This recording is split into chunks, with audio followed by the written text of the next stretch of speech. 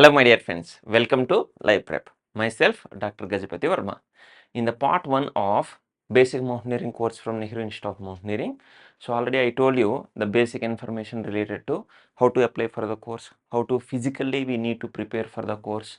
All these things we have discussed, and at the end of that particular part we have already discussed about how actually we are reporting for the course. So first initially we are reporting at the hotel, and then they are taking us to the NIM campus, and after that, so there we are paying the amount related to that insurance, and then we are allotted with a hostel room. So up to that we have studied, up to that we have actually discussed. So with that, part 1 is completed, and now we are going with the part 2. So in this part 2, so I am discussing from day 1 until the day 10, please remember, and the remaining information from day 11 onwards until the end of the course, and remaining other information we will discuss in part 3 of this particular videos. Clear? And now here we are going with the second part here, and here we are going with the day 1. And before starting this, so once again I am thankful to our vice principal sir, G Santosh Kumar sir, because he allowed me, when I actually asked his permission to display this particular course details, he said that it's okay, you can display. So that's why I'm very thankful to him.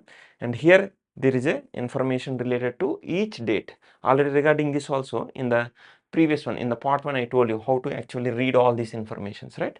So you just go through it. In simple, I will tell you. So first you just observe the remarks here. So in the remarks they are mentioning about, so what is the morning tea in the early in the morning? So there is a morning tea is there. So what is that time? What is the breakfast time? And then after that, before lunch also there is one more tea break. So what is that time? And what is the lunch time? So in the evening also there is a tea break here. So what is that time? And dinner time and lights off time.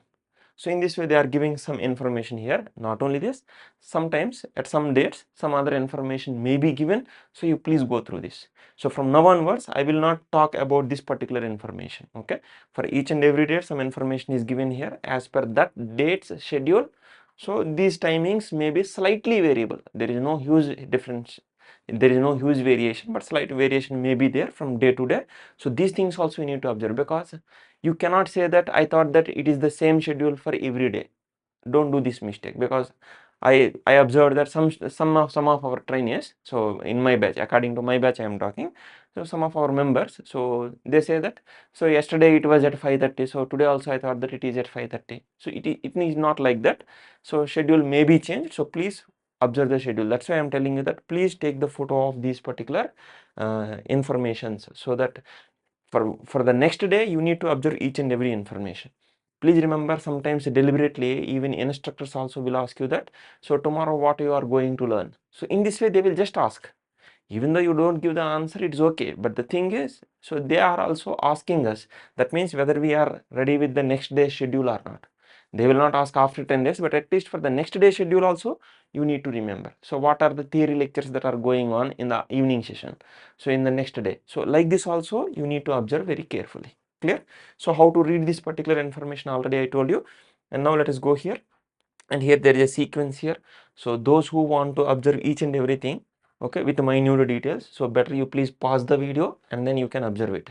But here what I am doing is, I will not tell about all these timings and all. Directly I will talk about some major information regarding these particular things. Okay, now let us quickly go through this. In the day 1, first and foremost important thing is fall in. So here they will not mention you regarding the fall in, but what is this fall in here? So in this case of fall in, so what actually happens is, so all the trainees will come to a particular place here, and there we need to arrange as some groups or ropes. So technically it is the ropes, but please remember, now at this point I will not talk about the ropes. After few minutes I will tell you what are ropes, so what are the rope numbers, how they are giving this particular differentiation, everything I will tell you in detail, don't worry. So here, since it is the first day, so you don't know what are these groups and all. So that's why first day what you need to do is simply go and assemble there. So you need to ask where you need to assemble. Okay, so you need to know that information. And please remember here in the schedule, so as per this I am saying here, 6:30 to 7:30 is the physical training. And please remember, by 6:30 the physical training will start. So it does not mean that you will come to that place at 6:30. Please remember. So One more thing you need to remember is these are all run by the Ministry of Defense. So that's why, so please observe that it is not like a normal civilian people, so that on the time you will come and you will come 5 minutes late, 10 minutes late. It is not like that. So please observe carefully. 6:30 physical training will start means by 6:20, that means at least 10 minutes before to that you need to be in that particular ground location. So here anyhow they are giving here ground, okay. So at that ground location you should be there, and that too with your rope numbers. Anyhow, from after few minutes you will know about rope numbers, and this fall-in system is there for every day, and that too in a single day at least minimum 3 times, minimum of 3 times it will happen, okay. So according to the situations and locations, so locations may change, but these are very important, because they will count whether all the members have come here or not. So that's what their responsibility, right? Suppose someone is sleeping in the hostel room and remaining all are going for the course, then who is coming for the course, who is not coming? So they need some accountability. So that's why this fall-in is very important, okay, at various locations. So you will encounter with these particular fall-in and all. So that's why please observe this. So I will not repeat this information regarding fall-in every time, so please understand this information. So what is this actually fall-in? So everyone will come and they will gather at this particular ground, and since it is the first day, so simply they will say that, so some 8 to 9 members, one rope, so one behind the other, likewise 8 members, next 8 members, 8 members, 8 members, likewise randomly. So now they will be arranged in the first day, random for first day only, okay. And then they will take you to the physical training. And please remember here what happens is, anyhow they will have the complete list and what is the total number of candidates registered there. So they have the list, so that's why they will ask you to count number 1 2 3 4 5 likewise. So when we are doing this counting, head counting, so that finally they will match with that number, so that they will know whether all the members are there or not. This is what the ultimate aim of this particular fall-in. So those who are from MOD and NCC, so regularly they know about this, but those who are private candidates like me, so we don't know about this, that's why I'm giving some information. So observe carefully. So in this way, once this count is over, and now there is a duty instructor. So already I told about these names, duty instructor. So from that particular group, so initially in the since it is the first day, so they will count on their own, so that duty instructor will get that particular count, and the duty instructor will report to senior instructor, and the senior instructor will report to vice principal, and the vice principal report to principal. So generally on the first day this is what happening. So in this way, please remember, so they have to get the complete count, and then that count should be reported to duty instructor first, and the duty instructor should report to senior instructor should report to vice principal, and then finally to principal. So definitely you can understand that there is a time that is required to do all these things. And please remember, this is what very clearly they will also tell you repeatedly, and I am also telling you repeatedly, please follow the time. And please remember, if you are not following the time, if you are getting late, suppose entire course is waiting for your arrival, that means you will be noted. Please remember, you will be noted that you are coming late, so that may affect your grading. Please remember, it is not just only the physical and the physical performance during the course and also the examination. These are not the only two things. Your behavior, and whether you are punctual or not. So these things also matter, please remember, okay. So that's why don't be late. If physical training is starting at 6:30, by 6:20 you need to be there in the ground in your group. So you need to stand in that line, that's it. In this way you should be there, and then they will take that count and all, and then by 6:30 it will start. So that's why you need to go at least 10 minutes in advance. Nice. And for this physical training they will tell you, but anyhow now also I am telling you, and they will give all the instructions, what to bring, what not to bring, everything they will tell you, okay. And for this physical training, so you can use that normal running shoes, okay. You can use this normal running shoes, very important. So please remember, don't go with chappals and sandals. You need to wear running shoes once you are coming out of the hostel room. This is the point already I have discussed in the part 1, so please remember this. And now you are going for this physical training, and this is almost for 1 hour, okay. And here what happens is, so now here, so one by one, now here there are already some groups here. First one group will go, and then next group will go, next one, so that ultimately all of us should be there in a line. there will be one line, or else, so since there is a road here, so one line is on this edge of the road, other line is on other edge of the road.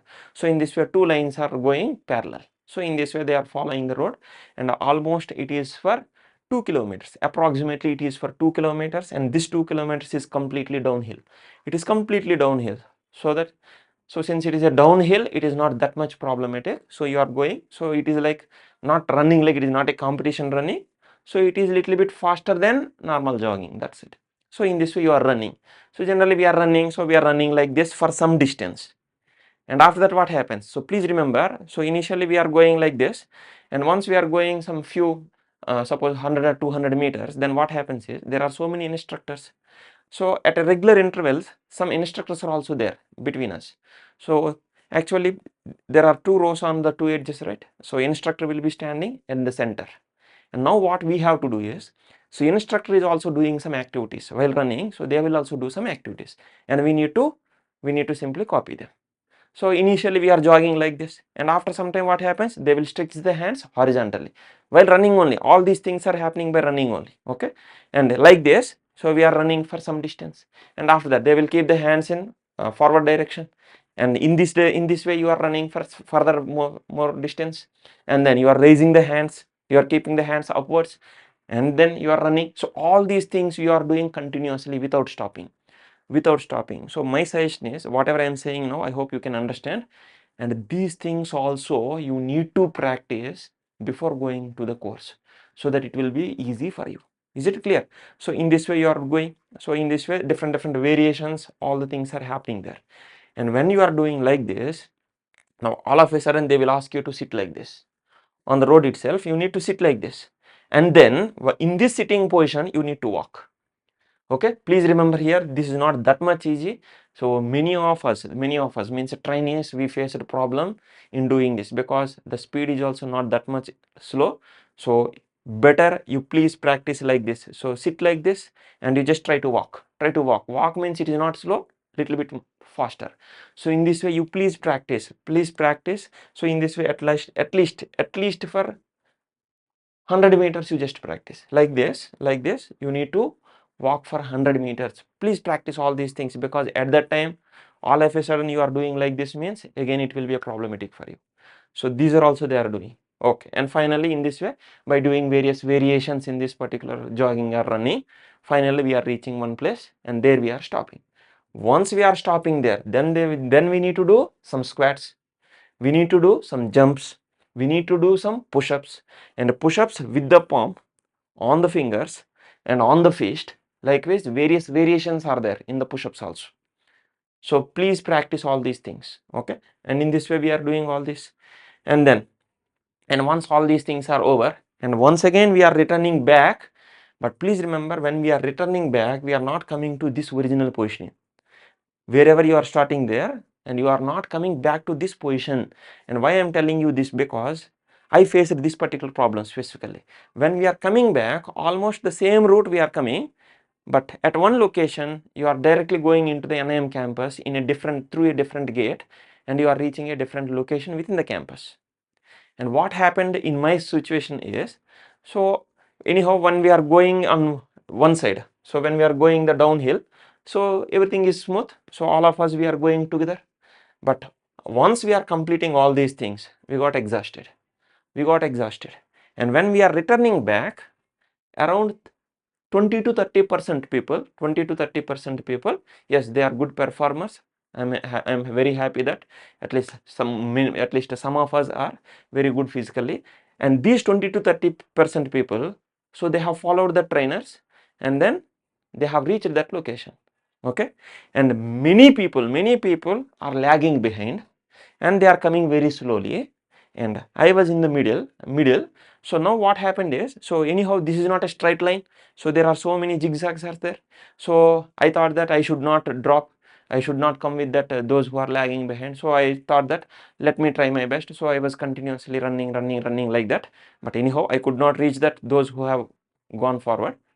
But the thing is, at some point I was not able to see those who are present in front of me, and I was not able to see those who are coming behind me. So I became alone, and I don't know where I need to go there. And what happened is, I don't know that, so they are going through a different gate to a different location. So I thought that anyhow we have started at a ground, and I thought that anyhow we are going to the same place. So in this way I was going like this. But when I was going in that way, but actually I got deviated from that particular original location. So one instructor sir has he saw me, and he ran, and he came to me, and he said that, why are you coming in this direction? I said that, sir, there is no one to to follow anyone, so there is no one in front of me and there is no one behind me. So that's why I thought that wherever we have started and we need to go there only. So in this way I was coming. And he said that it is not like that. And he very clearly said that if you are alone in that particular path, don't go further, you just wait for someone to come. And this is what he said, because that day, so I went in a different and wrong way, and finally he came and he took me to that particular final location. So this is the experience I had. So that's why very clearly I'm telling you, if you are having any doubt regarding the path, you please stop there and wait for some time, let others come, and then along with them you just go there.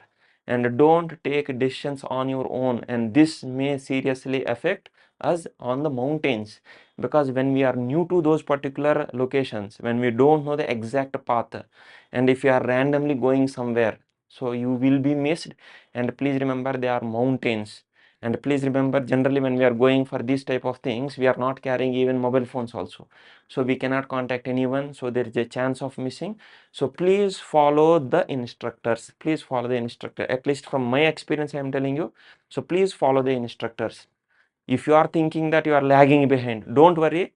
For everyone, even though you are coming by walk also, there are some instructors, they are present behind, so that they will not leave any trainee on the road.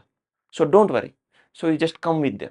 Okay, so that's why before we are going, so in front also, in the leading point also there are some instructors, at the lagging edge also there are some instructors. So definitely all the trainers will be there in between these trainers only, or instructors only. So that's why don't worry. So if you're having any doubt, stop there, and when they are coming, and they will take you along with them, so that there is no problem at all. So please understand this point I wanted to stress a little bit more. So please understand this. And next one, once you are reaching that particular location, actually you will be taken to a location called as a pine bowl. All these names also I will tell you in this day one only. So there we are going, and there you will, there they will, there we need to do some cool down exercises and all. And once these cool down exercises are done, now here onwards observe very carefully. And then they will call all of us to come into some random groups, yes. And we are standing there, and then there itself they will divide us into various ropes. And how this division into ropes will be done, so you please observe this carefully. Okay, so in our batch, so approximately we are 108 people. Okay, the trainees are total 108 members. So we were standing there, and then they said that those who are from Ministry of Defense, they call them to come outside, so that they all will be present, they all will go on one side. And then from the trainees, they will call those who are from NCC, so they will call them, and they all will go and stand at one location. And after that they will call that, so those who are from Uttarakhand state, so they will call them, and they will keep them in a separate location. So in this way they will separate the people.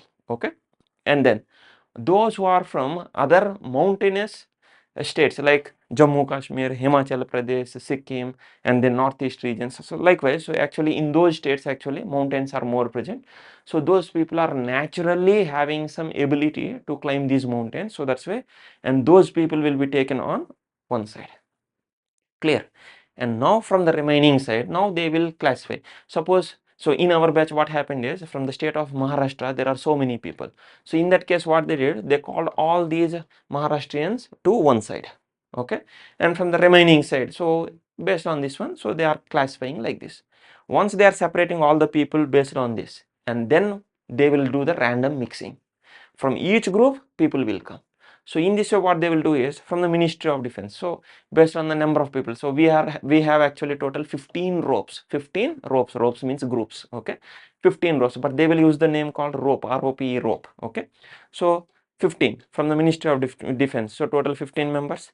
If more than 15 are there, now once again they will be distributed into these 15 only. Okay. And after that, again from the NCC, now everyone one will go to all these 15. If more than 15 are there, once again they will be added to these only.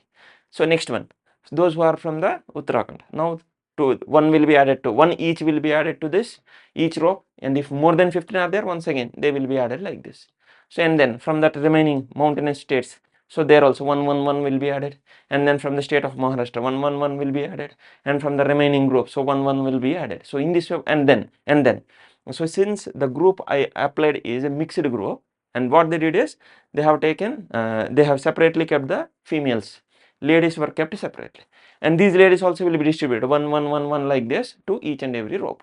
So generally in this way they are actually distributing these people into various groups called as ropes. This is what the ropes distribution is. So because of this, what happens is there is a heterogeneous mixture will happen. So in this way, in each rope, at least one from Ministry of Defense, one from NCC, one from Uttarakhand, and one from other mountainous states, one from Maharashtra, one from some other region. In this way, what happens? So different people will come. So in this way, so it will not be like all, suppose one group is having all the people from Ministry of Defense, all the people from NCC, then what happens? Definitely they will move forward and remaining all people will be lagging behind. So to avoid this, they are actually making this heterogeneous mixture of all these people. So in this way, they are actually dividing these trainees into the ropes. I hope now you understood what is this. And once they have divided all these things, all these members into the ropes, so now you need to know these names: course senior, rope senior or rope leader, and then quartermaster. So these are the three names. So what are these things? Now let us see. First I will tell you about the rope senior. So who is rope senior? See, now we got the different ropes. Now in our batch we have total 15 ropes. So for each rope, so in our batch, so in our rope, so we are total 7 members. So out of these 7 members, initially in the beginning days, so initially those who are from Ministry of Defense or those who are from NCC, generally they will be acting as the rope senior or a rope leader. Initially for few days only, don't worry. Okay. So that what happens is now they will take care of the entire rope. So the rope leader or rope senior's responsibility is to take care of the entire rope. So in this way, for each rope there will be one rope leader. I will tell you more about the rope leader slowly. Okay. And then for the entire course there will be one leader and he is called as course senior. So please remember the entire batch of that BNC, so and so batch is called as a course, and for this entire course from the trainee side there will be one person and he is called as a course senior, and generally this person will be from Ministry of Defense, okay, or else from the NCC. Generally this will be fixed. So this course senior, once they are fixing someone as course senior, and for the entire course, till the completion, and he will be the course senior, he or she will be the course senior. Okay, please observe this carefully. And for rope senior, please remember it is not fixed. So since total in our rope, so we are total 7 members. So total number of days are 28 days. So on an average, if you see, for every 4 days, one will be acting as rope senior. Suppose initially for few days someone is acting as rope senior, so that remaining are all remaining members, okay, and this person will take care of remaining members. So after 4 days another one will be acting as the rope senior and remaining all are the rope members. So in this way everyone will get the chance. And please remember, so you also take the responsibility, so that at least for those 4 days you will know what are the things that we need to maintain for the proper functioning of a rope. So in this way you also learn some leadership qualities and all. So that's why everyone will be acting as a rope leader in few days. So don't worry, but initially, so there will be one from the either MOD or NCC will be acting as the rope leader. After few days remaining all also will act as rope leaders. Okay, nice. Next one. And initially these two will be decided. Once these two are decided, then quartermaster will be decided. So what are the duties of this quartermaster? So first understand this. So who will be acting as quartermaster here? So now here, not the course senior, definitely. So remaining people, from the remaining people, randomly they will ask that. So who is ready to become this quartermaster?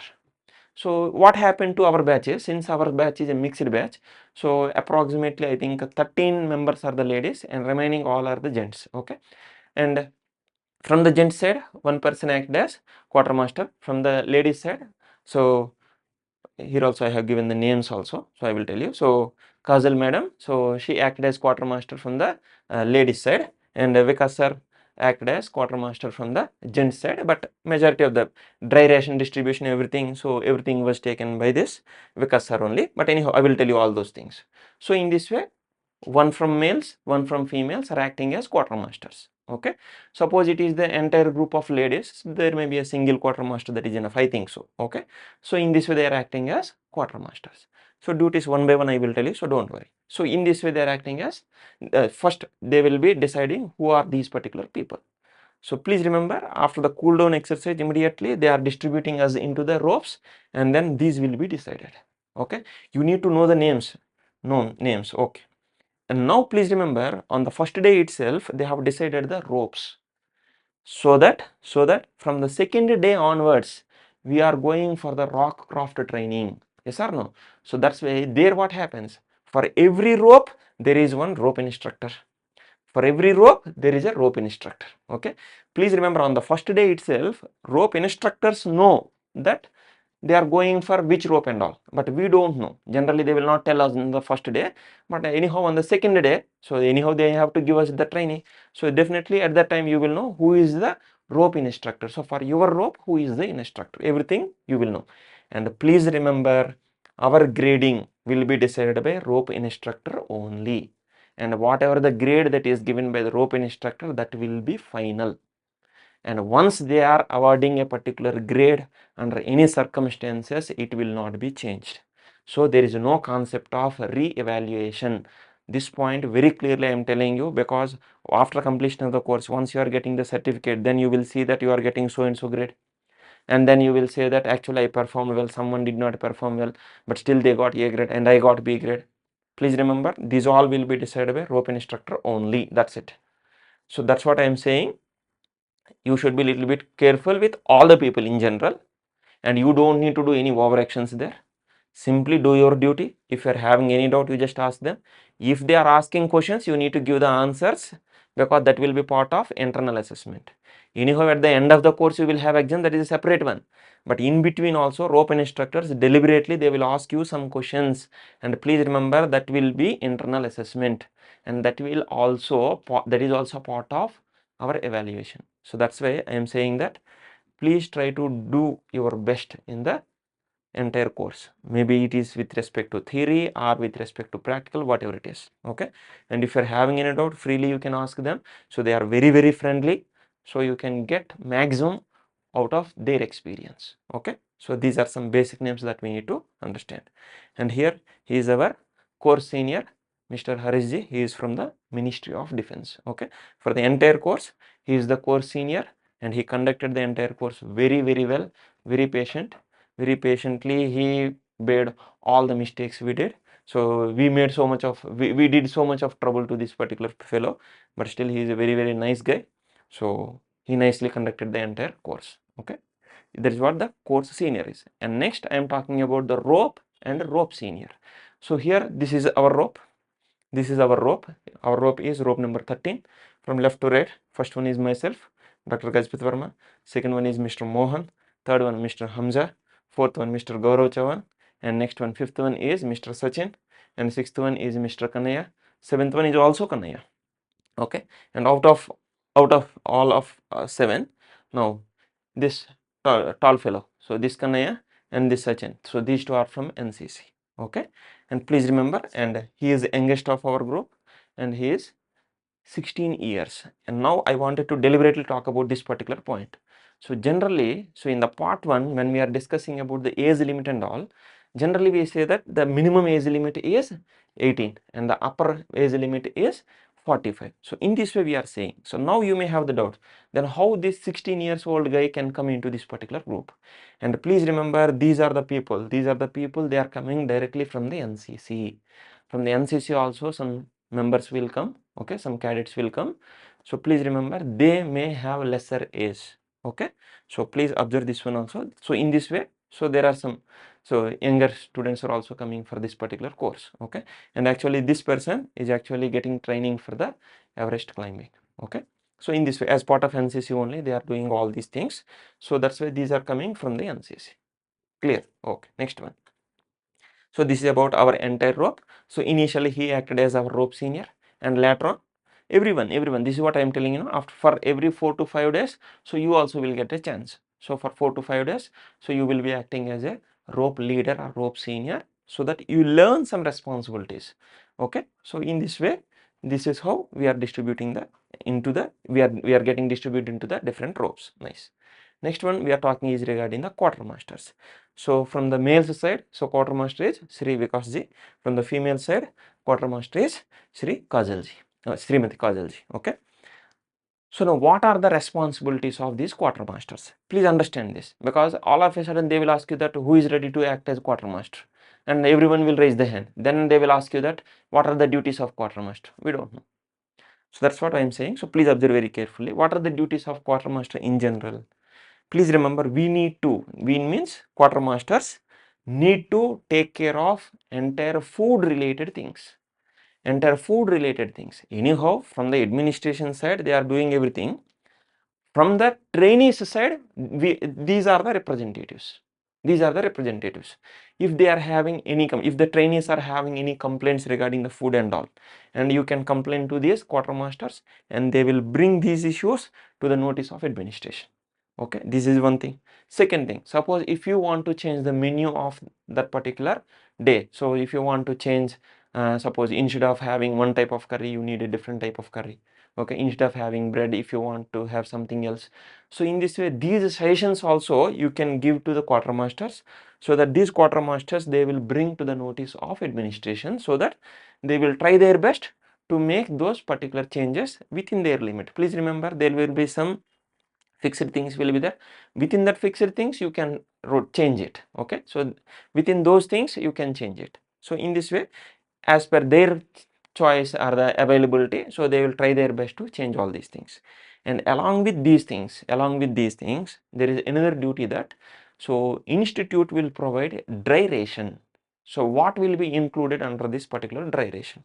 Under the dry ration, they will give some biscuits they will give, and then protein bars also they will give, and then some wafers also they will give, some chocolates also they will give, and also badam, kaju. So in this way, different things will be provided, and here also per person these many should be given. So in this way, there is some counting will be there. So in this way, total how many members are there? Suppose total 108 members are there. For these many members, so this is the dry ration, and that dry ration will be handed over to these quartermasters. And now these quartermasters, what they will do is, for every rope, now these will distribute. Okay, so in the rope number 1, how many are there? So please remember that number 7 is not fixed. For some of in our batch, what happened is, so in our course, what happened is, some ropes got in some ropes got 7 members, and some ropes got 8 members. So what is the number of candidates in that particular rope? Accordingly, how many biscuits will go to this rope, how many chocolates will go to this particular rope, how many protein bars will go. So what is the quantity of badam we need to give, what is the quantity of the kaju that we need to give. So in this way, it will be distributed. So rope wise, these quartermasters, they will distribute to each rope. So within the rope, there is a rope leader, a rope senior. Now this rope senior, now this fellow has to distribute, so these things to each and every individual. Is it clear? So in this way, quartermasters are very important. So in distribution of these dry rations mainly, and not only this, so what are the suggestions given by the trainees with respect to food, or the changes, or some things, so now they are bringing to the notice of the administration, and they are trying their best to make the corresponding changes. Is it clear? So this is what the role, these are the roles of the quartermaster. So I hope now you can clearly understand the roles. So accordingly, if you are attending the course, now these were the duties that will be allotted to you. So you can easily understand what actually they are talking in that particular meeting. Okay, so and for the rope number 13, the course in rope instructor is Sri Surya sir. He is a very nice guy, and he is one of the finest instructors at the NIM, Nehru Institute of Mountaineering. Okay, so this is how, in this way, for every rope there will be one instructor. So for the entire course, they will be with you. they will be teaching all the things, and you can ask any type of doubt. Please remember why I am saying this particular point is, generally in the theory classes, so for different lectures, different instructors will come. So you can ask questions directly those instructors first thing, and not only to them, and since you are maximum time you are associated with your rope instructor, any questions related to this mountaineering you can happily ask with your rope instructors. They are very happy to answer all these things. Please try to ask the questions, please try to learn something, please try to get some knowledge from the experience of these well-known renowned instructors. Okay, so this is what my suggestion is. Okay, it is not that simply you are going there and they are asking that do this and you did, you came back. It is not like that. You just start asking some questions. So in the terminology also many times, so in the terminology anyhow, slowly you will understand. So there are different names we are using in the rock terminology, so we are using different names with respect to the mountain terminology. So when you are observing something, so there you will understand. Since it is a basic course, you don't know all the names, at least some big list they will give you and they will explain you everything, but still, so since it is like a normal teaching, so it is called as so and so, it is called as so and so. But originally when you see, you may have the doubt, what is the name we need to use? If you are having any such type of doubts, you can happily ask the instructors. They are very happy to tell you. They will say that, so since it is like this, so it is technically called as like this, because in the local names in different states we may use different names, but in the community, in the mountaineering or the rock climbing community, so there are some technical standard names are there, and they are the names that are used everywhere in the world. Okay, anywhere in the world they are using the same names, so you need to better learn those particular standard names. So in this way it will be useful. So please ask any doubt to your instructor. Clear? Next one is, so once these ropes are distributed there itself, now to each rope they will give one particular paper, and on that paper, now we got the information like this, and please remember this information may be changed from time to time. They may add some few more points also. For every rope you will get one paper, so on that paper you need to write rope number. For us it is rope number 13. So in that rope number 13, so now there is a list. Now you need to write, first write the name. Suppose I am first one YN Gajapati Varma, and next one, and here this point is very important. So vegetarian, are you a vegetarian or vegetarian or non-vegetarian? Please remember, here itself you need to decide. Here itself you need to decide. Once you are deciding this, and please don't change in the mess, because the thing is, suppose we are having total 108 members. Out of 108 members, I am giving some random values. Suppose 60 members are non-vegetarian, suppose. Okay, for easy calculation I am saying, suppose remaining 40 members are vegetarians and 8 members are vegetarians. Suppose, let us have the count like this. Then what happens is, since these are 60 members, according to the 60 members they will cook that non-vegetarian. Understood or not? Since there are 40 members of vegetarians, accordingly they will cook the food, and since there are 8 vegetarians, accordingly they will cook it. So please remember, at least they need to have some basic idea regarding how much we need to cook. Yes or no? For that particular thing, so they are actually giving this particular information. So they are collecting this information, so accordingly they will start cooking it. Suppose in this list you are giving vegetarian, and directly there you are going and taking the non-vegetarian. Then what happens? There is a problem, there will be a shortage. Suppose here you are saying non-vegetarian, suppose there they are keeping some nice dish in the vegetarian and you are taking vegetarian there, and these things ultimately result in shortage of food to some group of individuals. So that's why you please decide, and please remember, even though you are a vegetarian or non-vegetarian, even though they are providing egg related things or non-vegetarian means, if you are at the NIM campus, there you will get chicken. In the non-vegetarian you will get chicken. Okay, but once you are going to the mountain, so when we are going to the mountain, along with us, so we are bringing some goats also. There are some people, so they will take care of those goats, and those people are bringing these goats along with the trainers. So once you are going to the mountain, so there non-vegetarian means you will get lamb, okay, goat. That is what the meat that you are getting there. So that's why in the non-vegetarian you can expect chicken and mutton. Under this chicken you are getting when you are in the NIM campus, and the mutton you are getting when you are moving to the mountain. Please remember this. Okay, and egg related means some different varieties with respect to the egg they will make it. And even though they are doing like this, definitely along with this there will be one vegetable curry for everyone. Even though these are there, commonly for everyone there are separate vegetable curry, vegetarian curry will be there. Along with that, there is a special item in vegetarian, there is a special item with respect to egg, there is a special item with respect to non-vegetarian. This is what the meaning is. Okay, that means along with this, everyone commonly they will get some vegetarian food also. This is one more important thing that you need to remember. So that's why anyhow as a common you will get some vegetarian curries and all. Apart from that, what else you want? So that you need to decide here. Okay, so that accordingly it will be very easy for them to prepare the food and all. Okay, and this is what, and from which state we are coming. So this is the list that they are taking. Clear? Once this is done, then we will be going to the hostel, then there will be a breakfast. So all the things, I don't want to talk about the breakfast timings and all. After that, as per the schedule is just to go, then we will be having some administrative talk, and then introduction of the instructors, and then opening address. So here actually in the schedule they have given the auditorium, but for our batch what happened is auditorium is getting renewed at that particular time. So for the entire course duration we did not get access to go to the auditorium, but now I think it is almost ready, and from the batches on now onwards, so now once again all these things wherever they have given auditorium, so those things will happen in the auditorium only.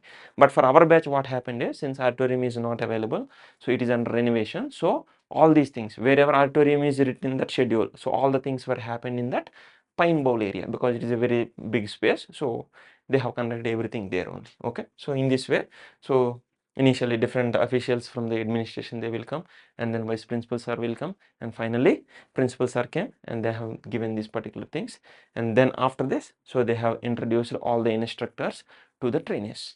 Okay, and this is what, so these are some things from the administration side they are happening.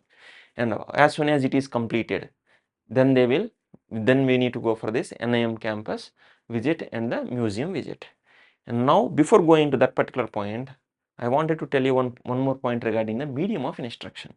So generally what happened is, so when we have called the NIM before, when we are applying, so they said that approximately 80% of the course will be conducted in English medium and 20% will be in Hindi. This is what they said.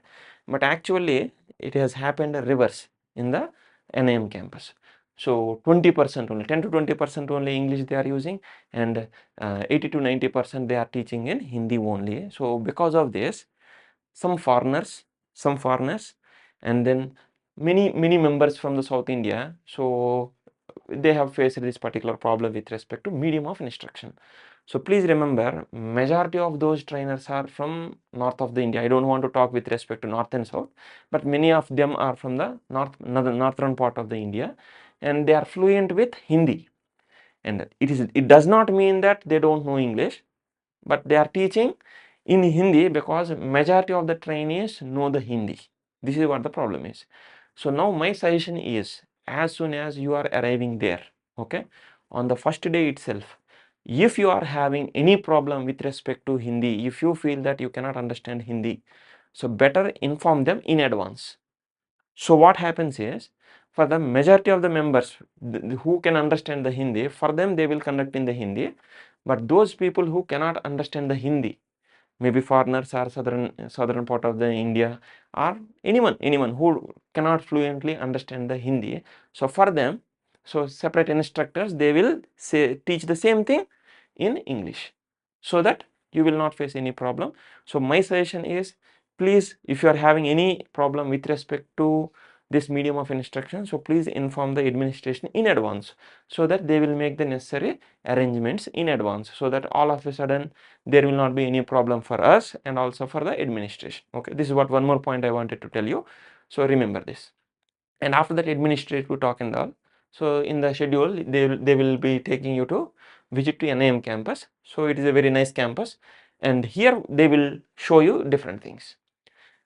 Why they are showing all these things? Because in our course schedule they have given the locations. Suppose there is some activity in the auditorium, first thing is you need to know where is the auditorium. Suppose they are saying that, so you need to, all of you should come to the ground. Where is the ground? That you need to know. Suppose they are saying that in the schedule there is a medical inspection, so you need to go for MI, medical inspection room you need to go. Where is it? Yes or no? Suppose they are saying that there is a sports climbing, so come to the sports climbing hall. Where is it? Okay, suppose there is a climbing activity is there, come to the pine ball. Where is the pine ball? So in this way the problem is, so to understand those locations, names of the locations given in the schedule, first thing you need to know is what are the various things that are there in that NIM campus. Okay, so in this way here I am showing you some things. So please observe carefully here. Suppose this is a main path. First I will be talking on the left side. Suppose this is the main entrance and you are going in this way. Suppose this is the road. So first I am showing on the left side. So this is the board that you will be observing before entering into the campus, and this is the main entrance of the campus. Okay, and once you are entering inside, so here from here you are coming, and once you are coming here, so now here you will be observing one space. Generally here some vehicles will be parked, but even though parking is done in some space and the remaining space is empty, and this is the ground. And if they are calling for the fall in for the physical activities or for something else, if they are saying ground means you need to come here, and just behind this particular ground you will be observing this particular building.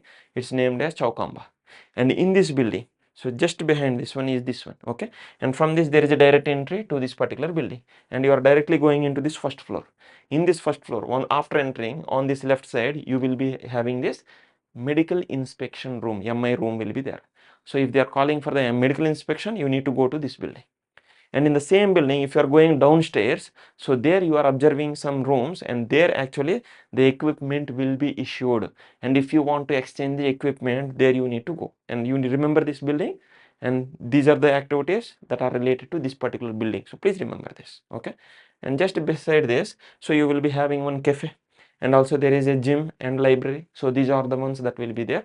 And with respect to cafe, I wanted to tell you one more point.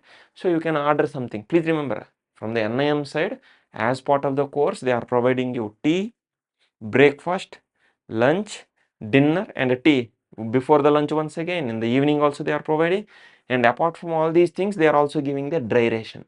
All these things they are giving you, and apart from all these things, if you want to eat something else, then you can go for this cafe. Okay, and here you need to pay on your own. Okay, so you can order whatever the things that are available there. And not only this, suppose already in the part 1 I told you that you need to carry the toothpaste, brush, tongue cleaner, all these things, notebook, all these things I told you. Suppose you forgot some of these things, better you just ask the management at that cafe. So generally they are also providing all these things. Providing means they are selling this. So if you want, you can purchase this. Suppose they are not available, you just request them. Generally they are considering our request, and they are bringing it from the local market, and then they will give you. Okay, and accordingly they will charge money from you. Okay, so at least they are providing some facility. Okay, this is what I wanted to tell you.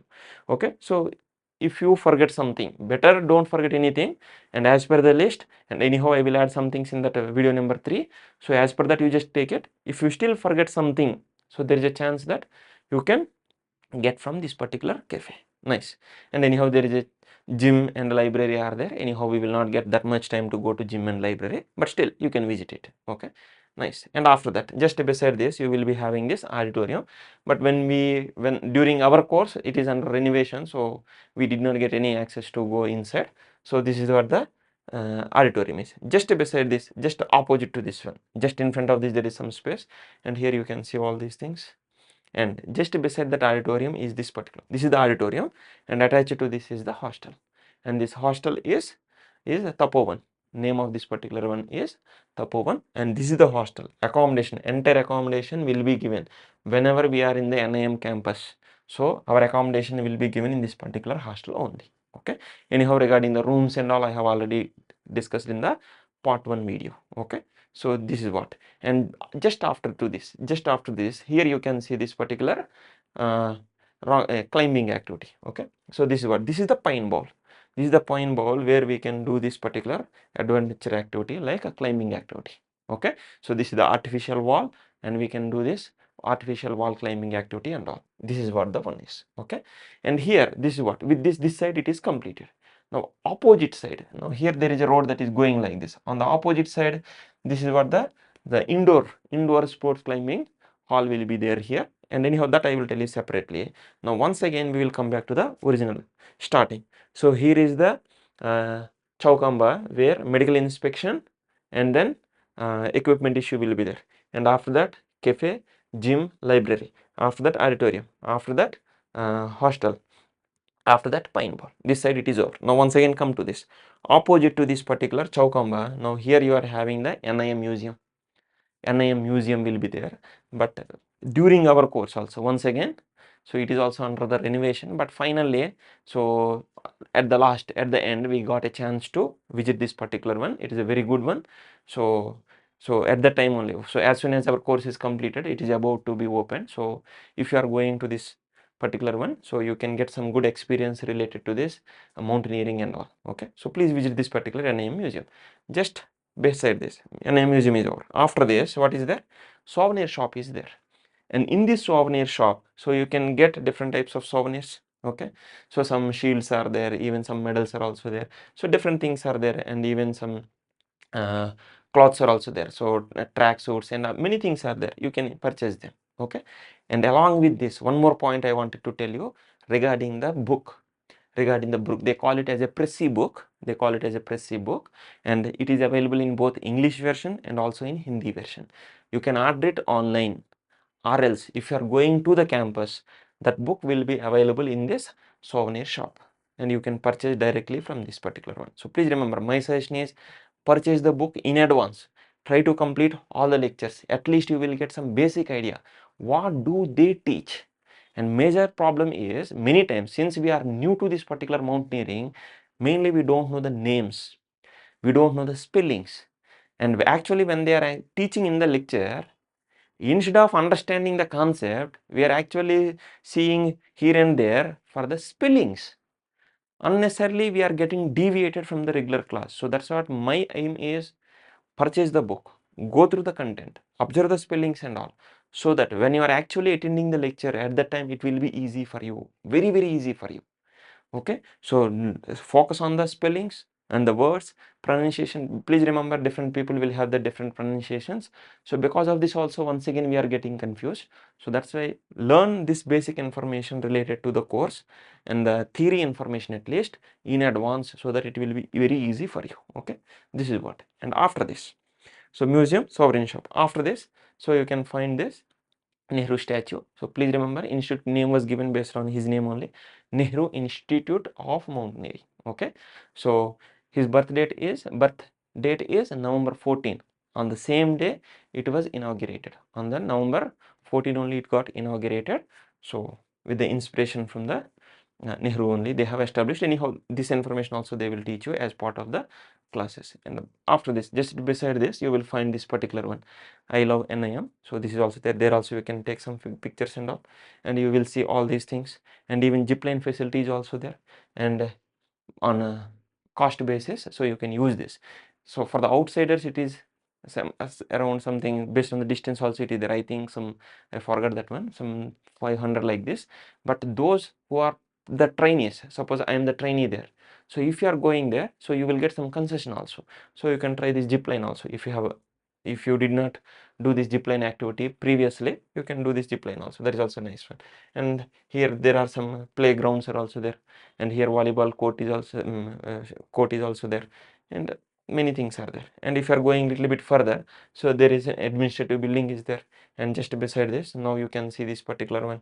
And here opposite to this, so here is the, this is what the pine bowl is, pine bowl is there, and opposite to this one here, so here sports climbing arena is there, and beside this there is a conference hall. Okay, so during our course, so since auditorium is not usable at that time, so theory lectures they have conducted in this particular conference hall for us. But for you, since by this time it is already open, so now your lectures will be conducted, theory lectures will be conducted in auditorium only. Okay, so in this way, so they will show you all these things, what are the things that are there here and there, so that when you are going through that particular schedule, you will know where to go. Yes or no? Suppose they are saying that come to the pine bowl, and you are going to the ground and you are waiting there. So to avoid all these things, on the first day itself, they are showing what are the various locations, what are the things. So accordingly, so as per the schedule, Please remember, for any schedule, so if they are giving so and so time means you should go there minimum 10 minutes before to that, because suppose there is a theory lecture. So suppose theory lecture is starting at 2:30 p.m. in the afternoon, 2:30 it is starting. You should not go at 2:30. You should go to that lecture at 2:20 itself. 2:20 itself. Why? Because if you are going to that particular lecture hall at 2:20, your rope leader, for that day there is a rope leader, and your rope leader will count whether all the members of our rope are present or not. These are the responsibilities of rope leader, right? So rope leader will count what are the whether all the members are there or not, so that he will be ready with his report. And now in this way, all the rope leaders, they will count the respective members, because in that hall you are not sitting in a rope wise, you are randomly sitting in those halls. Yes or no? For theory classes, randomly you are sitting, you will be sitting here and there. So rope leader, so he will be standing and he will counting whether all the members are there or not.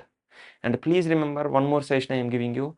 Once rope leader has taken your count in the hall, without informing rope leader, you should not go out, because suppose rope leader has taken your count and he thought that you are in the hall, and without informing him you went for you went to drink water, or you went to toilet, or you went for somewhere, and you went to some students directly they are going to MI room. MI means medical inspection room, and they are not informing anybody, and remaining people are keep searching where is this fellow. If you are going somewhere, it is your prime responsibility that you should inform at least to rope instructor. So not rope instructor, rope leader.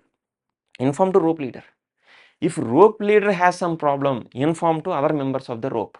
This is the basic minimum common sense that we are expecting from the trainers. Please remember this. This is the minimum common sense that we are expecting, so that if something happens to you, at least one other fellow from the course has to know, and they have to inform to the corresponding authorities, so that they can take some action. Suppose you are getting some fever, please inform to rope leader. If rope leader having some issue, inform to rope members or to the course senior. So in this way, information regarding us should be given to someone else. So this is very important thing. Many students are not following this unnecessarily. They are wasting 10 to 15 minutes every time. Okay, so please don't do that. Please follow the things. So if everything is happening on the time, so it will be completed on the time. So here you are making 10 to 15 minutes late, entire course will be delayed for 10 to 15 minutes. So don't do that. Don't do that. Please behave. See, minimum age is 18 years. So like we are expecting that you are adults and you are having some basic common sense. So please follow these things. Don't think that I am scolding you. So these are the things. Actually, I made this video to tell these things only. These are the minor things. They will ultimately disturb the course. Okay, so don't do that. And now that rope leader, so every rope leader is counting all the rope members, and when they are ready, now course senior will ask the rope leaders, so whether they are there. Rope number one, then rope number one rope leader will stand, and he or she will say that yes, all are present. Rope number two, all are present. Rope number three, all present. Rope number four, all present. Suppose some of them are not present, then that rope leader will inform the course senior that so and so person is not present. Reason also they need to explain. So why they are not there? So they have some medical issue, or they have some other issue, so they will inform. Okay, and if they can come very early, it's okay, fine. Or else then this course senior, because this report, so total how many members are there out of 108? How many members? Suppose one person has fallen sick and he is in the MI room, medical inspection room. So now what happens? So they will say that from rope number 13, so and so person is having some medical issue, so that's why he is in the MI room. Okay, now keep that aside, so that remaining all the ropes, they are saying that they are ready, and now this information will be given to course senior. Now course senior will report to duty instructor. For a specific day there will be one duty instructor. Please remember this. Duty instructor will be there. Please remember that duty instructor's duty is that day's activity should be conducted in a proper way. So course senior will report to duty instructor. So while they are reporting, they will say course senior duties. Now what course senior will do? He will say that from all these ropes, these many members are there, but from rope number 13, one person has fallen sick and that fellow is in MI room. Okay, and that information will be given to this duty instructor. Now you please understand one more point. Now what is the responsibility of duty instructor? What is the situation of that particular person? Because duty instructor simply they cannot say that he is in the MI room and you can continue. What is the problem? Because duty instructor should compulsorily know what has happened to that particular person. So immediately they will inquire with the medical assistant or with the medical officer. Okay, they will immediately concern them. And now the thing is, suppose you are having some normal pain here, suppose normal pain here, and you cannot stay in the hostel room. So saying that I went to MI room, they have given a tablet, so I took the tablet and I slept in the hostel room. It is not like that. Please remember, medical officer has to certify that you cannot attend the lecture, and a medical officer has to certify that that person has to take the rest. Please remember, all these are done officially. Then only you can go and sleep in the hostel. Suppose you went to the medical officer room or medical examination room, and they gave you tablet and you took the tablet. It does not mean that you can escape the classes. It is not like that. You take the tablet and come and attend the lecture. Please remember this, because this mistake has happened in our course also. So some people what they did, so they went to MI room, they took the tablet and then they slept, and they said that I have a problem. It is not like that. Medical officer has to certify that so and so fellow cannot attend the class. So what happened? That is a normal thing. So there is no problem. So there is no need to escape from the lecture. So that's why immediately that course rope leader went there, and then he took that fellow to the class again. So that's why these are some things that you need to understand before going to the course. This is what my main idea is. That's why I'm talking all these points in detail. So in this way, rope leader duties, I hope now you understood, and rope leaders are reporting to the course senior, and course senior will get all this information and they will report to duty instructor. And once everything is fine, and duty instructor will say that whoever is taking the lecture to that particular person, okay, they will inform that now course is ready for the lecture, now you please go and take the lecture. And then that whoever is the instructor is there, they will come and they will take the lecture. Please remember this. And this is that's what I am saying, that this counting is very, very important. That's why, so first rope leaders has to count, and then course senior also once again has to verify, and then they have to inform duty instructor, and if there is any problem, so immediately they have to rectify this. For all these things, minimum of 10 minutes is required. So that's why we are suggesting that please attend the lecture, go to the fall-in or attend the lecture or go to some training activity, wherever it is, whatever the time they are giving, at least 10 minutes before to that you need to be there. And always please carry a notebook and pen. Even though it is a training activity, you need to carry notebook and pen, because there are some things that you are learning at that particular time point, and you may need to note them down. And if you think that my memory is very good and I will note it down later on, no. You need to carry your notebook and pen, and sometimes on the spot, instructors will teach something and they will tell you something. So immediately you need to write there. So always you need to have notebook and pen. Okay. And regarding this also, already I told you in the part 1 also. So please remember this. So this is how actually the course will be functioning. So these are the duties of different people. Suppose one day you are becoming the rope leader, so these are your duties. Okay, as a member, these are the duties you need to attend in advance. You need to carry notebook, pen, all the things. And sometimes for some of the activities you need to carry some equipment also. What is the list? And generally what happens is, so duty instructor will inform course senior. What they will inform?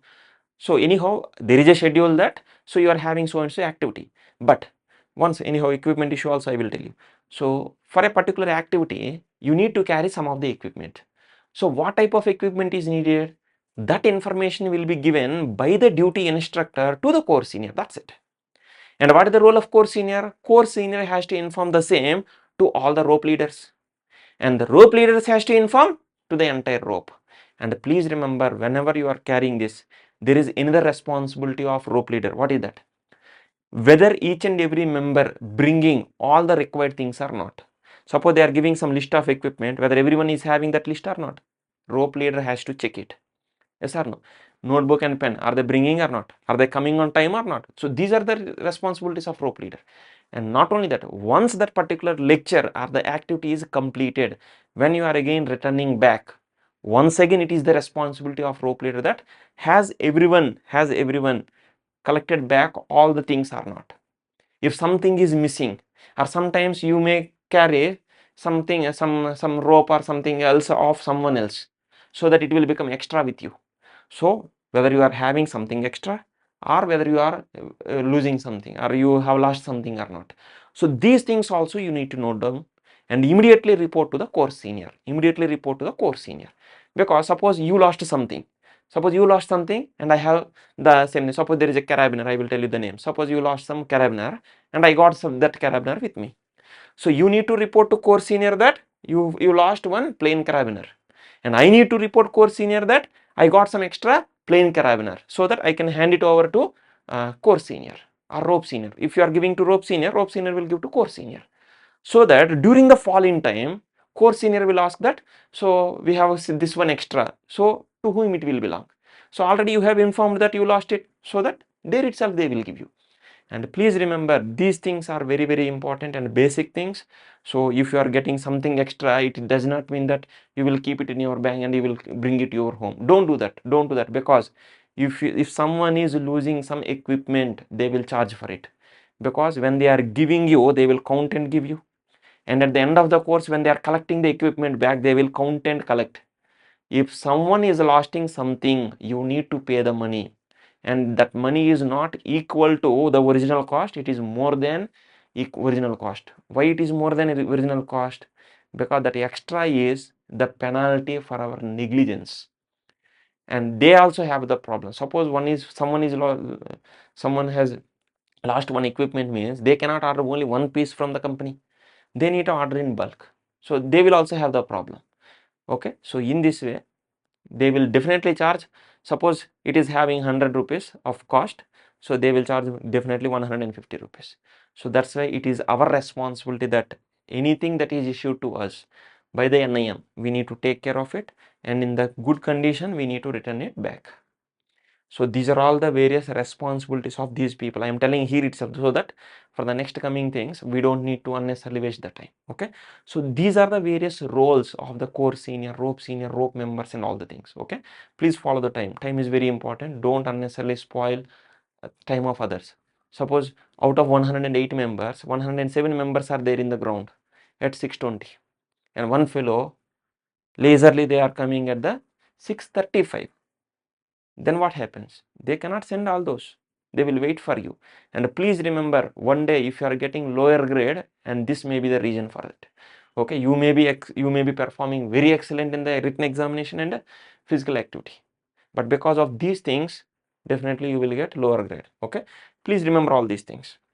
Okay, and in this way they are showing the various locations, and there also at some locations there are some boards displaying that restricted entry. So don't go beyond that particular point. Okay, please remember these things. Okay, and then after visit to the NIM campus and all those things, and then you will have a separate lecture on introduction to mountaineering equipment. Deliberately, whatever the names they have given to us and whatever the equipment they shown to us, so these are the diagrams I have taken from the internet. Okay, so very clearly I am writing all these names. The main reason behind this is you need to know what are these names, and at the same time you need to know the spellings also, because the problem is actually what happened in my batch with respect to me is they are actually showing this particular one and they are saying that it is a carabiner, and I don't know the spelling of it. Instead of listening to what they are actually saying, I am looking on the other's notebook, what is the spelling of this. So don't do these things. So this is what the main aim that I am making this particular video. You need to at least know some of these basic names, okay, with the spellings, so that at that time you can focus on the lecture, so that 50% of your problems will be solved if you are focusedly and with concentration, if you are listening the lecture. So 50% of the problems will be solved there itself. Okay, so majority of us, we are not paying attention there, so that at the end we are facing so many problems. So please go through this quickly. I will not give any of these things informations. Please remember what is the name, how it appears, and what is the use, and these are some things I am expecting from you. Before going to the course, please go through all these things. What are the uses? Simply by looking at the equipment, you need to tell the name, use, spellings, correct pronunciations, all the things. And for some of these also, my pronunciation may not be true, and you please check the pronunciations also. I don't say that I am pronouncing very correctly, so there may be some mistakes. I am agreeing in advance. Okay, so please go through this and do all these things before going to the course, because once what happened is, uh, uh, this class lecture was completed. In the next day, our course instructor sir, so he showed some equipment and he told that, he asked me, what is this? Instead of giving the correct name, I gave a different name, because I am new to that particular name and I don't know what it is. And on the first day, there itself, I heard that particular name and it became difficult, because there is a big list. You will see what is the big list is. So there is a big list and it is not that much easy to remember all these names. So that's why what I am saying is, observe this, start using these particular names, try to recollect these words. Suppose they are saying that, bring me carabiner. Suppose they are asking that, give me carabiner. And instead of giving carabiner, you are giving something else. Please remember, they will observe each and everything. These are all part of internal assessment. So that's what I am saying. I don't say that for a single mistake they will give you B grade. It is not like that. But they will start observing this. So whether you are serious with the course or not. So that's why my suggestion is, please observe all these things. Names, uses, how they appear, how they work, how to use. So these are the different things that you need to learn. Simply directly I am going with the content. So plain carabiner, screw carabiner, descender, it is a type of belay device. Different types of belay devices are there. This is one type of belay device and it is appearing in the form of 8. That's why it is also called as figure of 8. Okay, in the knots also you will study figure of 8. That is a different one. That knot we are making with the help of rope or some sling we are doing. That is also in the form of 8. That's a figure of 8. This is also called as figure of 8. Okay, next one, rock pitons. What are these? How they are used? What are the different types? Observe carefully. And choke nuts. And different sizes are there. What are the use? How exactly we are using? Search in the internet. Start learning on this. Okay. And the SLCD, it is the spring loaded camming device. It is also called as a friend. Okay. So how exactly it is used? Okay. And next one, QD, quick draw. And here two carabiners, they are attached here. Generally, what type of carabiners are there? In the carabiners also different types are there. Okay. So what type of carabiners are used here? Observe carefully. Okay. Next one, rock hammer. What is the use of this rock hammer in the rock climbing activity? Okay. And then Jumar, it is also called as ascender. And for with respect to Jumar, you need to know what are the, even the labeling also, what are the various spots that are there, very important for examination. Okay, learn this. And next one is a gree. Okay, so what is the use of it? That also you just observe. Next one, mini traction. For this traction also there are different types of devices, so please observe these things carefully. Next one is ATC. It is the air traffic control. So these are something, in this also different varieties are there. These are used as belay devices. In this there is one example, that is the reverso. Okay, so it is the reverso.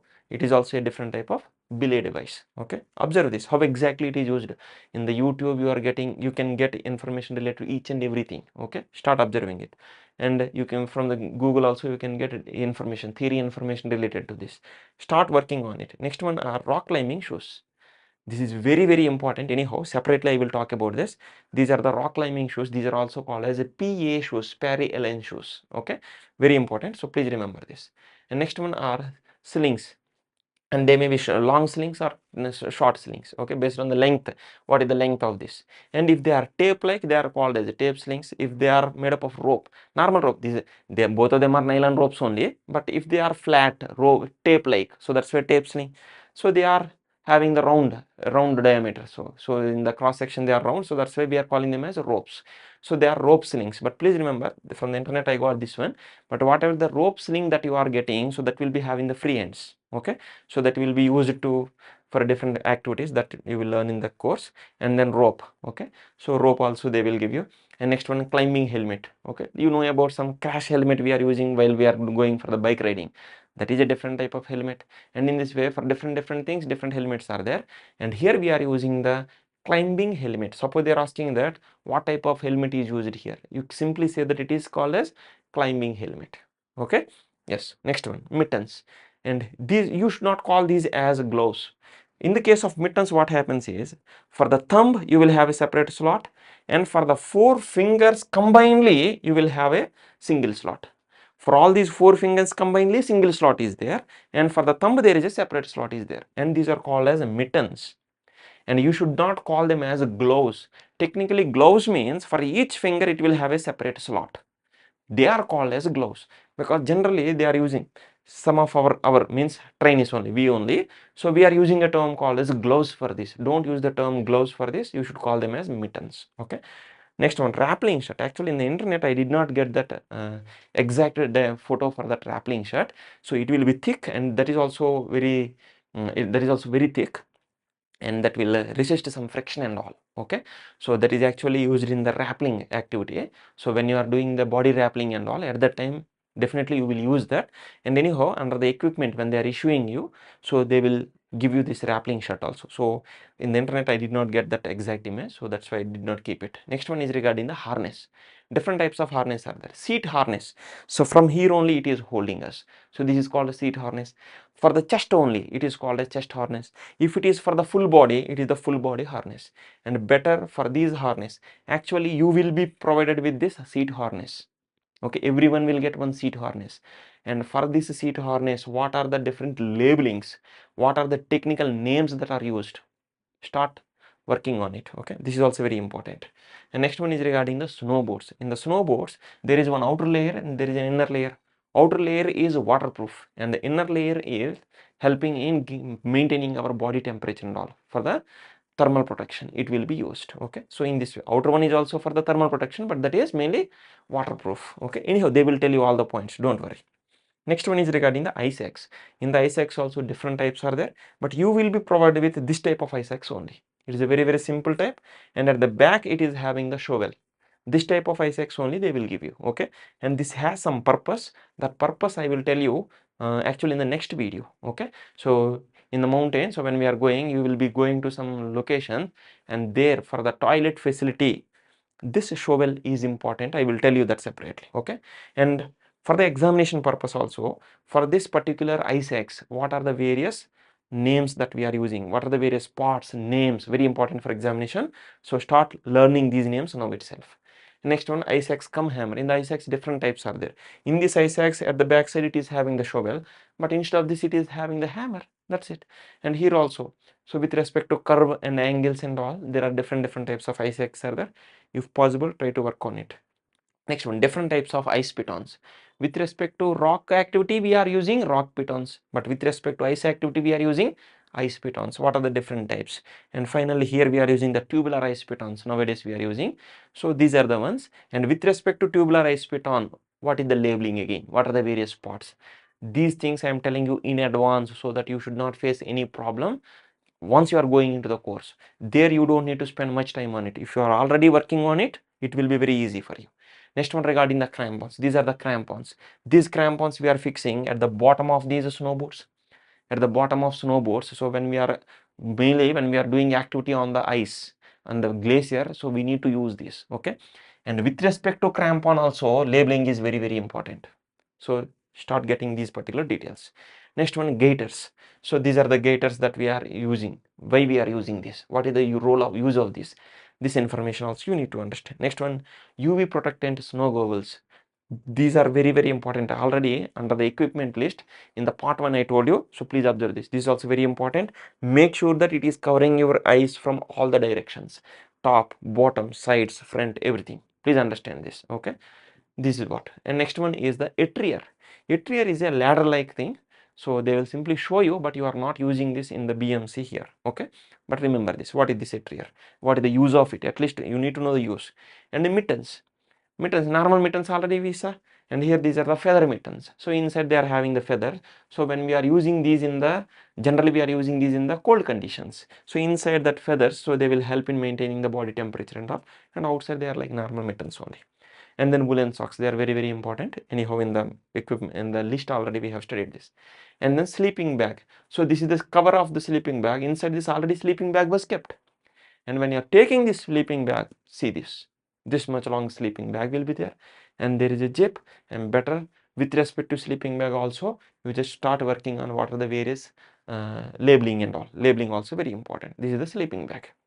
Next one, liner for the sleeping bag. When they are issuing the equipment, so along with the sleeping bag, they will also give you a liner also. Okay. So actually what we need to do, so we need to first, so in this way we are covering with the liner, and then we are actually sitting here. Actually you are sitting here. First you will wear the liner, and then you are adjusting this, and then use the zip here. This is also having the zip. Whatever the liner we are getting from the NAM, that is also having the zipper. So you just use it. Okay. So these are the things you need to know the names at least, because once they are giving these names, in the next session they will issue the equipment to you. So then what is the equipment that is issued? At least names you need to know, right? So to know that names, and you need to make a list, because at the end of the course you need to return them back. So what they have issued, if you don't know that, then what you will return? So that's why these are the problems. So that's why you need to know the names very clearly. Next one is regarding the poncho. Please remember, raincoat generally, raincoat can also be called as poncho, but normal raincoat is covering only our body. But please remember, my suggestion is please take a poncho like this, so that it is covering both you and your rucksack, means backpack, bag is called rucksack. Okay, so you and your rucksack, both of you should be covered with this single poncho. And in the poncho also different types are there. Actually in this particular diagram, this poncho from the side it is having some clips, and my suggestion is don't take that type of poncho, because for this particular side stitching type, sometimes some velcro tapes will be given in some models. If you are giving like this, generally they are having gaps until here. Until here they are having the gaps. If there is a rain, there is a chance that some water may go like this. So that's why my suggestion is, there are some ponchos that are available. You can take them as a pullover. From the top you can take it. So there will be opening here. Okay. And then you can tighten here also. And the remaining thing is completely closed, and it will cover up to at least up to this knees. You will get this. Up to the knees at least you will get this one, so that it is completely covering. So on the back you are having this backpack or the rucksack, so that is also completely covered. And please remember, they will give you a rucksack of approximately 90 to 100 liters. It is a very big one. And once you are filling entire your luggage in that, it will be like this. So please make sure that that poncho, whatever you are taking, it should be big enough, and it should be free also. Because suppose you have taken a poncho and it is tightly covering you and you cannot walk, then there is no use. So after covering you and rucksack, there should be some easy space, so that you should be able to walk. So that's why on the rainy days, so if you are having some movement over a mountain or somewhere, so you will be covered like this, and then you are start walking. So that's why please remember this. Okay, so in this way, whatever the poncho that you are purchasing, it should be like this. Next one, down jacket or feather jacket, they will provide you. Don't worry, I will tell you what they will provide, that also I will tell you. And woolen cap, and this woolen cap should cover your at least until the ears. And some are using the woolen caps, they are having just gap here, and that is covering neck also. That will be much better. Okay, you can go for that one also. Next one, snow stake, or it is also called as snow bar. Okay, what is it, what is the use? And you need to know the labeling of this one also. That also you need to know. Next one, snow shovel. And next one, dead man and dead boy. So it will be like this only. If it is large in size, that is called as dead man. The same thing, if it is small in size, it is called as dead boy. These are technical names. Remember these. Definitely you will use majority of all these things in your complete course. If you are observing the complete course, majority of this, 99.99% of all this you are using. So that's why you should compulsorily know the names of all this. Next one is avalanche rod. In the BMC, they will show these things, but we are not actually using these particular things in the BMC course. This is the avalanche rod, and the avalanche detector is also there. Okay, victim detector is there. Okay, next one is butane gas stove. So those who are actually going for the expedition and all, so they need to cook some food, so that's why they are using this butane gas stoves with whatever the utensils that are required and all. Okay, and please remember mesh tin. So this type of mesh tin, aluminum mesh tin, they are providing you, they will provide you in the list also. I will tell you, they will provide you a mesh tin. Okay, and this mesh tin, so you need to practice. At least you just watch some videos how exactly they are holding this. So these are some holders are there, right? The thing is, Actually, you can hold with two, each one with each hand. But the thing is, you need to practice in such a way that you need to hold both of them with single hand. Generally, those who are from MOD and NCC, they are having this particular habit of holding this. But private candidates like me, so initially I faced a problem in holding this. Finally, I learned how to hold this. But you need to learn this, how to hold with single hand, because suppose they are adding, when we are going for when we are in a queue for getting the food and all, so some things will be added in this one, okay, and some things will be added in this.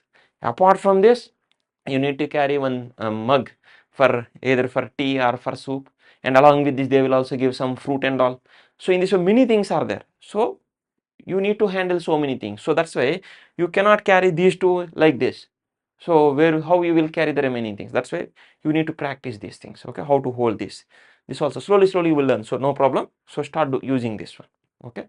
Next one, so they will give a small mug, so you can for the drinking of the soup and all these things they will give you, so you don't need to carry this. Spoon also they will give you, water bottle also they will give you, okay, very good quality water bottle they will give, and rucksack also they will provide you, okay, not exactly whatever is shown here they will give you, and that will be approximately 90 to 100 liters capacity, because huge luggage we need to carry to the mountain. So that's why they will provide you this rucksack also. And for the rucksack also, what are the names of these particular things? Labeling is very important even for rucksack also. So please start working on all these things. So with that equipment lecture will be completed. Once that equipment lecture is completed, then there is a separate lecture for packing of the rucksack, and there they will tell you what are the A, B, C, D, E. There is one A, B, C, D is there. I don't want to go into those details. What is that? And at the bottom what should be kept, and above that what should be kept, in the middle of the bag what should be kept, at the top what should be kept. In this way they will tell you each and every point. Please try to understand that. You please focus on that particular lecture very carefully, because the day when you are, suppose next day you are going to, initially for the 10 days, initially for the, actually on the 10th day, as per our course, on the 10th day we move to the mountain. So on the 10th day you are moving to the mountain means on the 9th day evening you need to do this particular packing and all. Yes or no? Not only this, so up to the 9th day we are going to that rock craft area. Generally we are going by walk only. By walk means intermittently in between we need to do running also.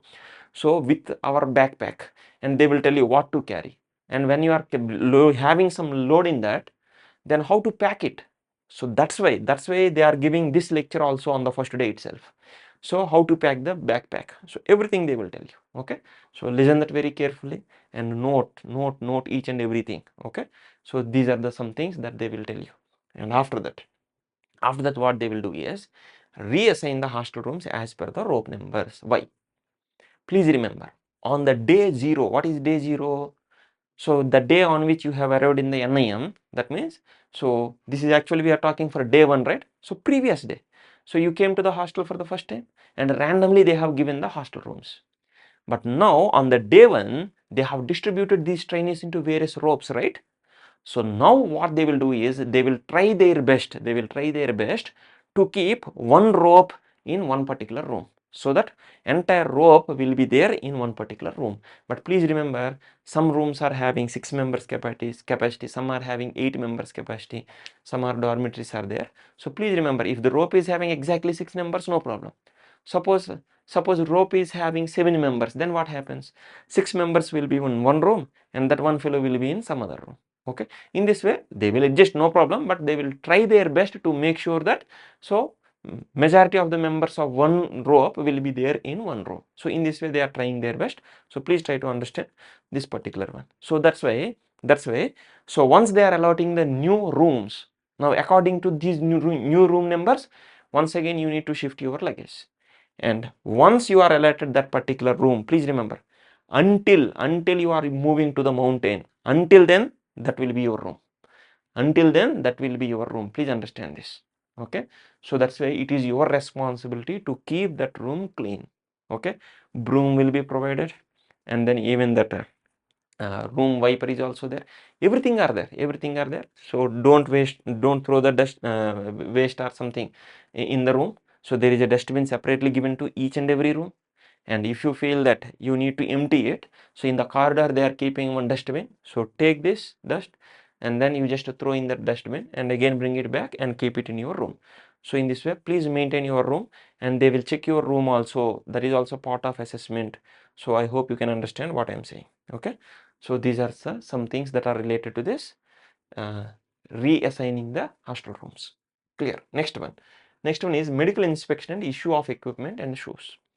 So here on the first day itself, you will be undergoing the medical inspection. So I already told you that Chowkamba building, right?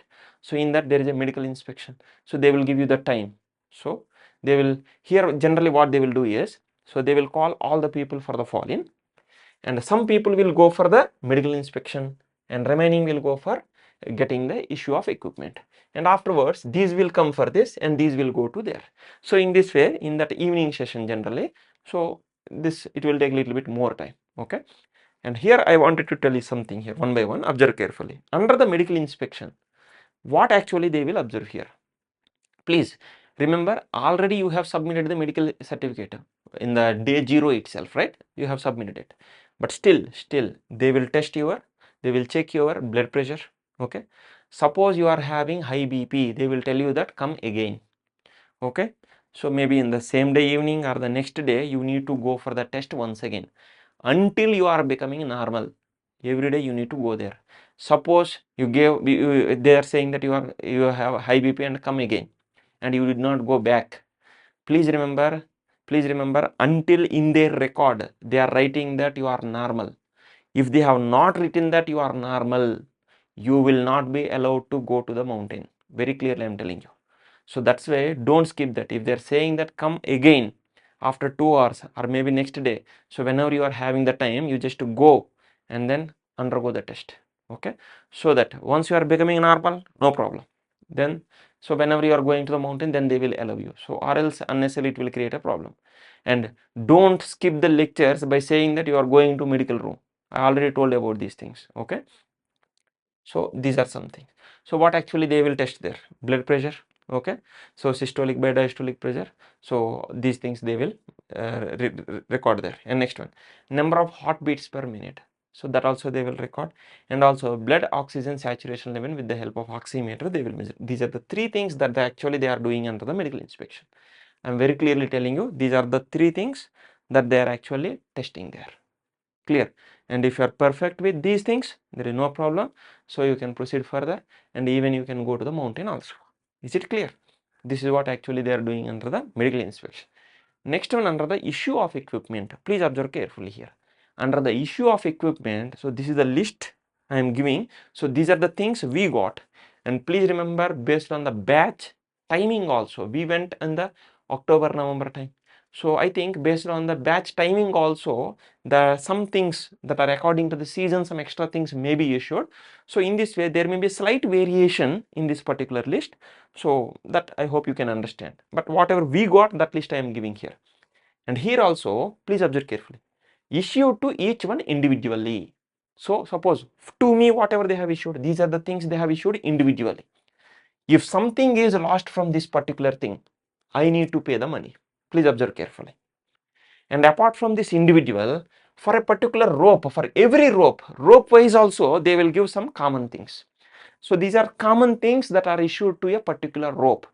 If something is lost from this particular one, entire rope is responsible, and that amount will be shared by the entire rope members, and you need to pay the amount. Very clearly I am saying, if something is lost, this is how they will collect the money. That is for sure. Okay. So what actually they are providing? Pairs. So one pair of gaiters will be provided, one pair of PA shoes will be provided. First I will give the complete list, and then whatever they are kept in the yellow, that I will explain separately. And one pair of snow boots will be provided, and one pair of crampons will be provided. And apart from this, one ice axe. Okay, and this is of simple type of ice axe having the shovel will be provided, and a feather or down jacket will be provided. Sleeping bag with cover will be provided. Liner for sleeping bag will be provided. Windproof jacket also will be provided. Windproof trouser will be provided. 90 to 100 liter rucksack will be provided. A mesh tin will be provided. One mug will be provided. One water bottle will be provided. One spoon will be provided. One long sling, and in the carabiners, one plain carabiner, one screw gated carabiner. So this one you will get it. and then kiwi bag will be provided, and carry mat will be provided. Carry mat means it is like yoga mat will be provided. One climbing helmet will be provided, and one polythene bag. So this is very, very important, because in the packaging of the rucksack they will tell you, in the rucksack first you need to keep this particular very big polythene bag. In this polythene bag only you need to keep everything, because by chance if water is passing through that particular bag, still this polythene cover will protect, so that it will keep all the contents dry. Anyhow, there they will tell you, so I don't want to go into those details. And one seat harness will be provided. These are the things that will be provided to each and every member. And out of this, on immediately, so once you are coming out from there, first whatever they are giving, simply you just collect all the things, keep it in the bag, and come out of that place first.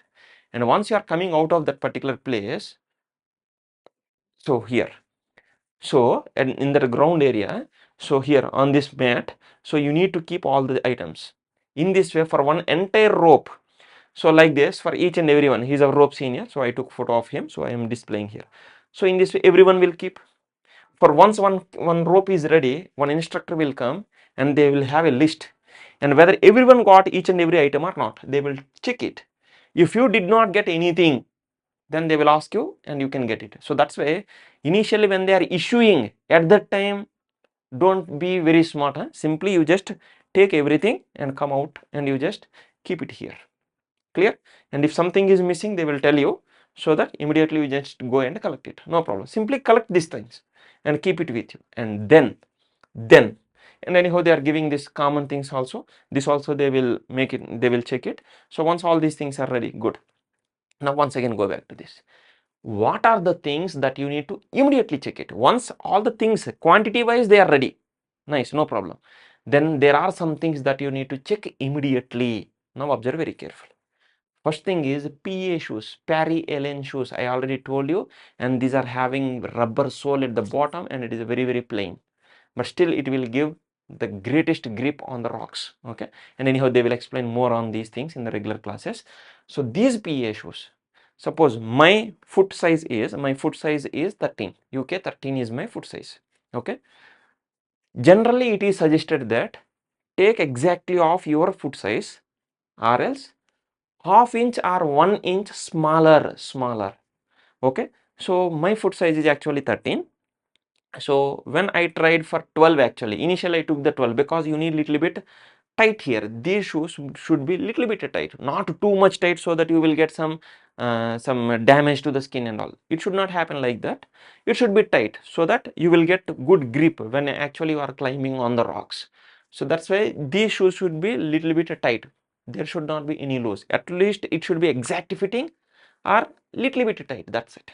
Okay, not too much tight. So that generally what they will suggest is your toes.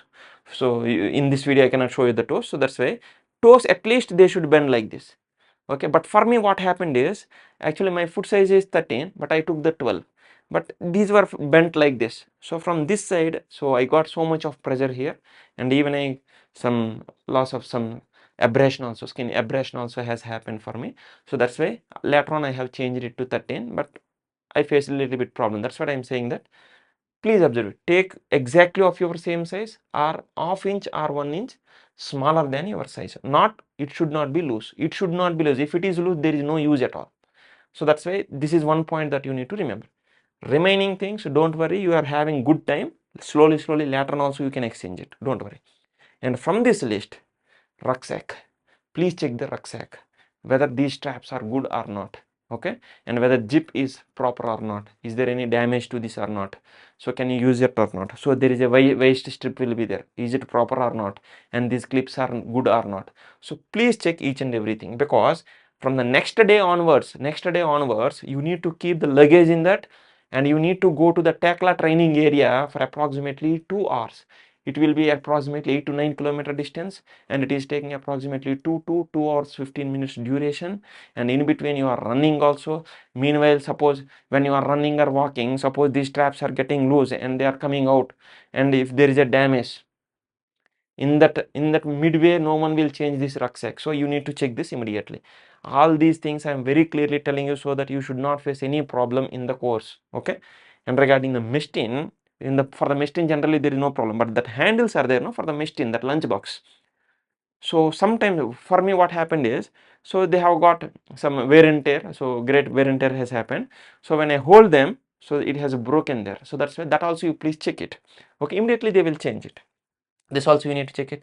And mug also, for the mug what you need to do, so you just don't need to exchange immediately. After 1 hour also you can go and exchange it. Okay, so you just fill the water completely and leave it for some time.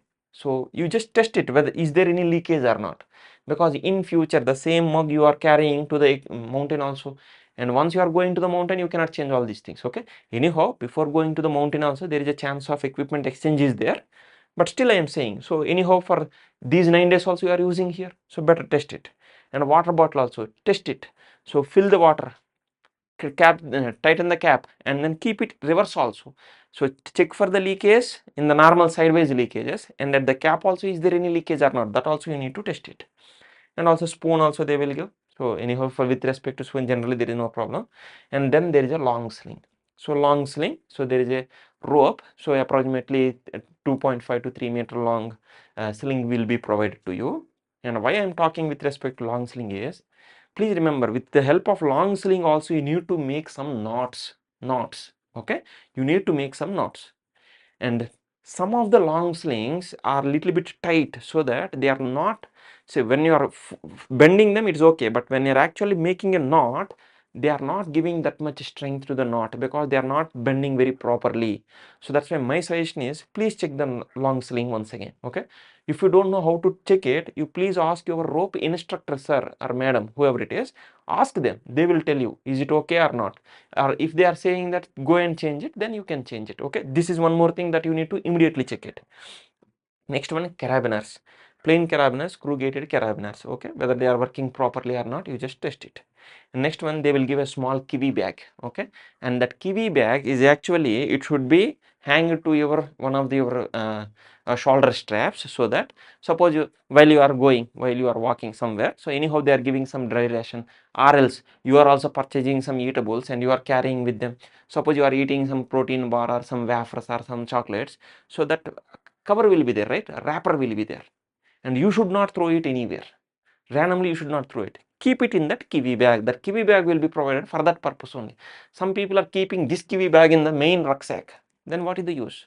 You need to hang it somewhere here, so that immediately that wrapper can be kept here. Once you are coming to the institute and wherever the dustbins are provided, in that dustbin you can throw it, so that you are not polluting the other areas. This is what the aim of this kiwi bag. So is it proper or not? Okay, is stitching proper or not, that also you just observe carefully.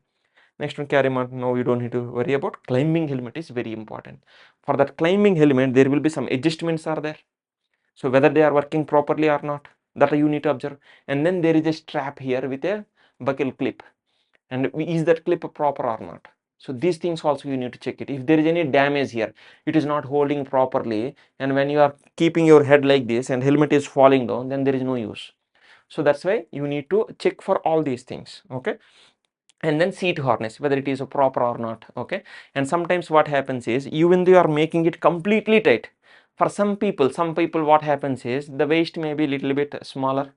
Okay, and this thighs may be little bit smaller. In that case, even though you are making complete tight, still you are making some, you are observing to the last end you are pulling it, but still you are having some more loose. It should be little bit loose of just 1 to 2 fingers size, that's it, not more than that. Some people are having too loose harness. In that case, that is not useful. Please remember, this harness will protect you from serious dangers. So that's why it should be exact fitting. Okay, so in this way test it. If it is too loose, you just go for the exchange of it. So in this way, whatever I have given in this yellow color, so please immediately check this. On the same day you need to go for the checking. And that too, these PSUs are very important, because from the next day onwards the rock activities will be beginning. And if they are too tight, if they are very tight, then even you cannot walk also. I faced that particular problem. That's why I am telling you very clearly. Okay, for me my exact size is fitting properly, so that's why after that in the next day I have exchanged it. So but I faced a little bit more problem because of this. So those I have mentioned in the yellow color, please go through these things, please test them on the same day itself. But for remaining thing, Slowly after going to the hostel, you can check each and everything. If there is any damage, anyhow 4 to 5 days more time is there. At any time you can go and exchange them. For them there is no problem, because these are remaining things are actually needed for the mountain. Anyhow for that there is a time, but these things are immediately needed for the next day itself. So that's why you should be careful. Okay, please observe this carefully. This is what. Next one. Anyhow they are giving some things to the common, and these also you please observe very carefully. Okay, and here they are giving 2 ropes, and my suggestion is please count all these things. What are the things they have issued individually, what are the things that they have issued as a combined group. For the entire rope they have issued, my suggestion is, as soon as they are making a particular rope, my suggestion is please create one WhatsApp group or some social media group for that particular members, so that this type of common information you can upload there itself. Is it clear? So that in future if you want to refer, anyone can go through that particular one, so that will be a better one. So once a particular rope is decided, so for that rope members you please create one WhatsApp group or some Telegram group. So in that group you people can discuss, and this information also you can add there, so it will be very easy for you. Okay, so this is what something. And next one is with respect to bag. So in this way some bags of different colors are there, but mainly some maximum hardly you will get from the in the entire course you will see maximum of 2 to 3 colors only. If these many people are having same color bag, then how you will differentiate one bag from other bag? Equipment, everything are almost same, but some things we are keeping separately. So how you will identify these? So on the bag somewhere they will be given some number. On the bag somewhere there will be a number, you need to remember this number. So based on the number only you can differentiate these bags from one to another. Understood or not? So what is your bag number? Remember that. Okay, so this is one more thing that you need to remember. Nice. And then you will have some lecture on mountain customs and manners. So this is also very important one, and there they will tell you so many things, but I wanted to mention few things. First thing is, I have noticed that many people are using the mobile phone. Even I also use the mobile phone. That's why I was able to get these many photos, right? Okay. But when you are using the mobile phone, you just stop moving. Stop moving, and then you just, if you want to take a video, take the video, or if you want to take a photo, take the photo. But when you are moving and you are doing like this, please remember you are not focusing on the ground. And there is a huge chance of injury, and there are very slope mountain valleys are there. Okay, so slopes are very high. If you are falling down, that's it, you will go into the valley. Okay, and these dangers are also there. So that's why if you want to use the mobile phone, better don't use it. And if you want to use it, stop moving and then use it, and then close it, and then again you just start walking or whatever the activity is there, do that. Okay, and one more thing is, when you are doing some physical activity, when you are in the class lecture, don't use the mobile phones. Okay, some instructors are very serious regarding this, so unnecessarily you will face the problem, and that may affect your grading also. Next one is, some people, even though in the mountain manners they are saying that don't throw these things randomly, and they are providing kiwi bag. Just now I told you, right? Kiwi bag, you keep that in the kiwi bag, and as and when you are coming to the institute, and whenever you are finding this particular dustbin, throw in the dustbin only. Many times they are saying, and still majority of, I don't say all, majority of the trainees still they are doing these things. So please don't throw these particular waste wherever it is. Okay, use that kiwi bag and throw in the dustbin only. And next one, so this is actually a diagram from the internet only. So actually there are some zigzag paths are there. When actually you are going on the mountain specifically, you will find these zigzag paths. Okay, so we are actually going in that zigzag pattern and all. But please remember, sometimes we are not doing deliberately, but some people they are having the some intention that, suppose we are going like this, so there is a small stone, I don't want to talk about a big rock, so there is a small boulder or stone that is there in the path. Generally we have the habit of, with the help of that foot, we are throwing it like this, because it is coming in our path, so we are throwing it like this simply. Our intention is not to hurt anybody, we are simply doing like this with the leg. Now please observe this carefully. Suppose you are doing this here, and now this small stone is falling from here to here. Suppose someone is there here, it may hit them. Okay, suppose luckily someone got saved there, nothing has happened. When it is again coming down, When it is coming down, down, down, down, please remember the speed will increase enormously. Even a small stone can cause great damage. Please observe this, and please don't do such type of things. Or suppose by mistake someone has did like this, please cry. You need to lightly say this one, that watch out, watch out, watch out, so that immediately someone will watch that something is happening there. Yes or no? And this word watch out is very important. Many times they will use it, you need to use during the course, so please observe it. If someone is saying that watch out, so please observe it, something is happening. Okay, and if you can't do that much thing, at least please protect your head. Head is the most sensitive thing, very very important one. At least cover your head. Okay, so with your hands, this is what you need to do. Clear? So at least these are some points, very few, these are very very few things. Definitely they will teach you so many things. Please follow all those things. Okay, this one. And one more thing I wanted to tell here itself, I forgot to include it. In the mountain manners only, they will tell you that how you need to actually walk and all these things. Actually in our course what happened is, two people got ankle injury, and because of that they were completely removed from the course. And one person, he has a very good experience on the mountain and all, but what happened is on the rock climbing area, so actually when he is coming down on the rock, just it is just not even 1 meter height also. From that distance, from the rock, actually he jumped onto the ground, but there is some grass, so actually he did not see actually what is there in that grass. So when he is actually stepping on it, so there is a small stone there, so it became like this, and immediately ankle got injured, and ultimately he was removed from the course. There is a small thing, and if you actually see, you will be shocked that even for this much distance also will it happen like this. Yes, it may happen. This is what I am saying. So don't expect that everything will be fine for you. And one more thing, so don't take it otherwise. Those who are from the mountain regions, mainly those who are properly living in the mountain regions, they are having this type of overconfidence. Okay, already we are already habituated, so nothing will happen to us, and generally they are doing these jumpings and all, so there is a more danger there. And not only this, and those who are from the mountain regions, they also have some another confidence that we are resistant to some cold temperature and all, so we can withstand these temperatures and all. So that's why they are not wearing these sweaters, and they are not wearing these windproof jackets, and they are going like this only, and that is highly dangerous. Once you fall ill, course duration is just 28 days. In the 28 days, if you are losing some 4 to 5 days, that's it, there is no use.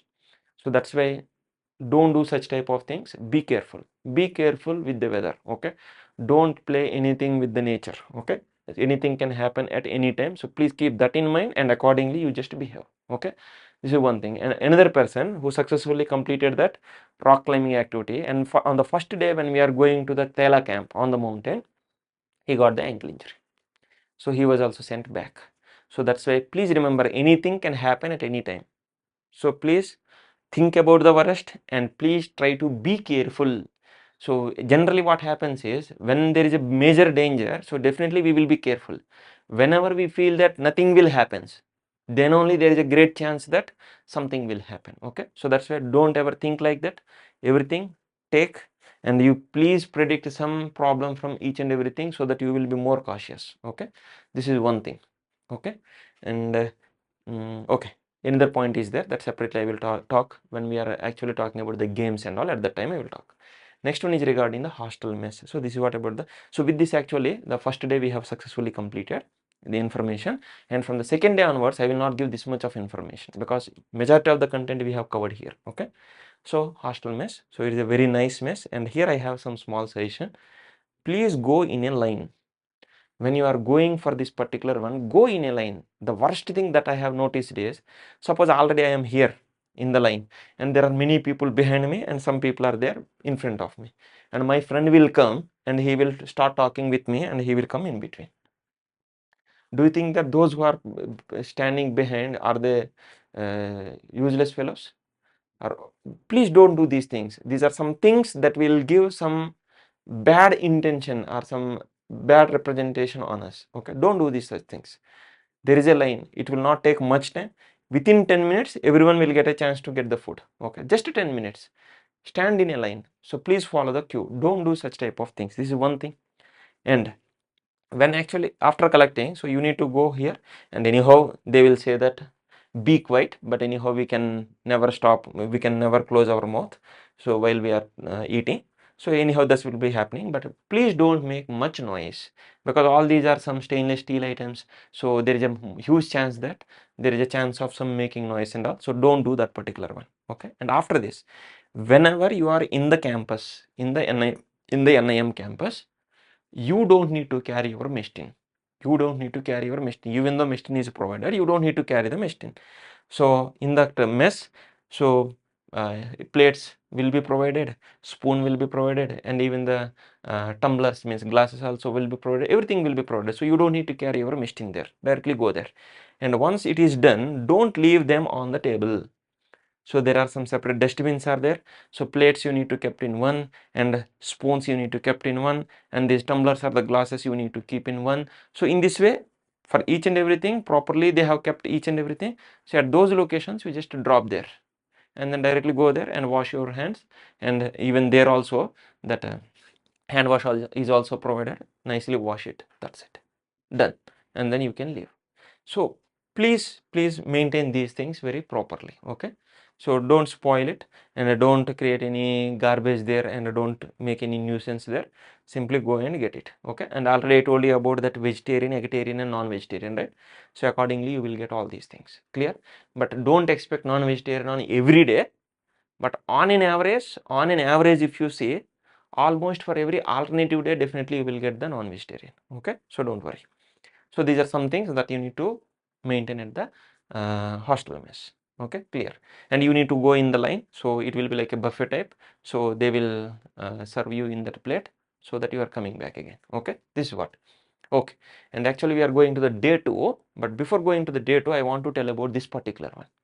So already I told you about one duty instructor. For every day there will be one duty instructor, and that duty instructor is also an instructor for a particular rope. Yes or no? Duty instructor is the instructor for that particular day, but actually he or she may be a rope instructor also. So that's why generally, this is what general observation I made, so that's what I am saying. So generally, suppose someone is the duty instructor, so the duty instructor is responsible for a particular rope, right? And that rope will be the duty rope. What is the duty rope and what is the lead rope? Okay, what is the lead rope? See, there are actually, for in our batch we have actually total 15 ropes. Suppose, so in the next day what happens? So we need to go for a hill walk. So when we are going for the hill walk, see, randomly it is not that you are running there, right? First one rope will go, after that second rope will go, after that next rope will go, next rope will go. So one by one, we need to go there. Observe this carefully. Some major mistakes I will tell here. So when we are going like this, the first rope, whatever is going first, the first one who is going is the lead rope. Lead rope. So in this way they are going and going. Generally, so duty instructor's rope will be the last rope. That is the duty rope, last rope. So now please observe carefully. So remaining all the people, lead rope, duty rope, right? Remaining for the remaining trainees. And these trainees, they should not go before the lead rope. Please remember, lead rope is called lead rope because they should be present in the front. No one else, only from the lead rope only they should be present in front, and no one else should cross these people. Please remember. Understood or not? Next one, duty rope. Come to the duty rope. These are the duty rope members. These will come at the end only. No one should present behind these people. Understood or not? What is the meaning of it? Lead rope is coming means, yes, they have started coming. Duty rope has approached a particular point means what? No one is there behind them. Understood or not? These are the responsibilities of lead rope and duty ropes. Okay, and that too. Now remaining in between also there are some ropes. So at some locations they will ask us to run. At some locations, not during the hill walk, for the next day. After that we are going for this run and all. So when you are doing this running, please remember that member of one rope is going crossing. Suppose you are very good at running, so you are running and you are going and going somewhere into some other rope. No, run, but that rope should be maintained as it is only. So these ropes, suppose your instructor or some instructor is saying that rope number 13 overtake. If they are saying rope number 13 to overtake, then only entire rope number 13 should overtake the others. Until then, in that sequence only you need to run. These are some common mistakes done by some of the trainees, and please remember, don't do these mistakes. What I am saying is, any mistake during the entire course may affect your grading. This is what my aim is, so that's what I am saying all these points in advance. Okay, and with this much of clarity, no one will explain you even in the course also. Okay, so that's what I am telling you, all these points. So these are the lead and duty ropes. I hope now you understood this. Generally, duty instructor's rope will be the duty rope. They are present at the end. Nice. Next one. So with this, day 1 is completed, and from day 2 onwards, slowly now I will increase the speed because you know majority of the information. Day 2, here at 6:30 they are talking about the hill walk. That means by 6:20 you need to come for the falling. By 6:30 you are starting for the hill walk, and this hill walk. So in this way you are going to this, and this hill walk, this side onward journey is completely up. But here this day you are not carrying your rucksack. Though rucksack is issued, you are not carrying rucksack, and they may instruct you what to carry. You can carry one small bag, one small 20-liter bag you can purchase. That will be better. Anyhow, at the end, under the extra, add the things there. I will tell you, better you just carry one small bag, 20-liter small bag, and in that bag you just keep your water bottle. But don't carry with your hands, because carrying something in your hand, that may disturb your balance on the mountain. Please understand this. Okay, better carry that small bag. In that bag you just keep it. Whenever you want, take it in, stop on one side. And some people, they are walking and they are taking the bag and they are drinking all this, and don't do these things. Stop on one side and then drink it, and then again you just start. Because when you are drinking like this, and you may not be watching what is happening, what is there in front of you, again there is a chance of danger, right? So avoid all these things. Stop, drink, and then again you, if you want to continue. This is what. So in this way, hill walk, you are going in a sequence, and finally once you are reaching to a particular place, so now different groups. So some instructors, so they will do it once again, cool down exercise, and all these things will be happening once again, push-ups, jumps, everything once again. So they will ask you, so you need to do there, and once it is completed, again you are coming back to the institute. Okay, so in this way it is happening. That is the hill walk, and after that again breakfast will be there, and after that lectures. So you will be having lecture on the ropes. We had this schedule also may be changed. Okay, lecture on the ropes, coiling of the ropes. Some basic information I am giving you regarding the types of ropes, dynamic, static ropes, and what type of material is used. So history, everything they will tell you. If you want, you please go through. And already I told you on the internet, sorry, in the website, already in the part 1 I told you, in the website there is a book that is available. So better purchase that book and read the content. You will know what are the things that you need to understand. Okay, and methods of using the rope. So different methods are there in different types of climbing techniques. So that also they will discuss. So while purchasing the rope, what are the various points that we need to observe? So these are some technical things are there that also they will teach you, and also care and maintenance of the rope, that also they will teach you. Okay, so better if you want to get information from the internet. So these are some things that they are discussing, so go through it. Next one is, there is a separate lecture on rope coiling. What are the different types of coils they will teach you? Butterfly coil, it is also called as alpine coil. And next one, climber's coil, rappelling coil, casualty coil. I don't want to make any video on this, already in the internet huge number of videos are available for each and every type of coil. You please go through this. And not only this, when the people are roped up means to the single rope at a different distances, people will be connected with each other. In this case, what happens is, the one who is presented the first, okay, so he is called as a lead climber, and the last, okay, so these two people may have some extra ropes. If extra rope is there, even though we are tied with each other, still some extra rope may be there. That in that roping up, that extra rope, you can coil it in different ways. In the form of reserve coil you can coil, and in the form of shoulder coil also you can make it, or in the form of hand coil also you can coil it. So these are the different things. They will tell you each and everything, and you need to practice all these things. My suggestion is, you just buy one rope from the market and then start practicing this, so that it will be easier at that time. You don't need to take much headache at that time. Okay, and next one, there is a separate lecture on rope knots and roping up.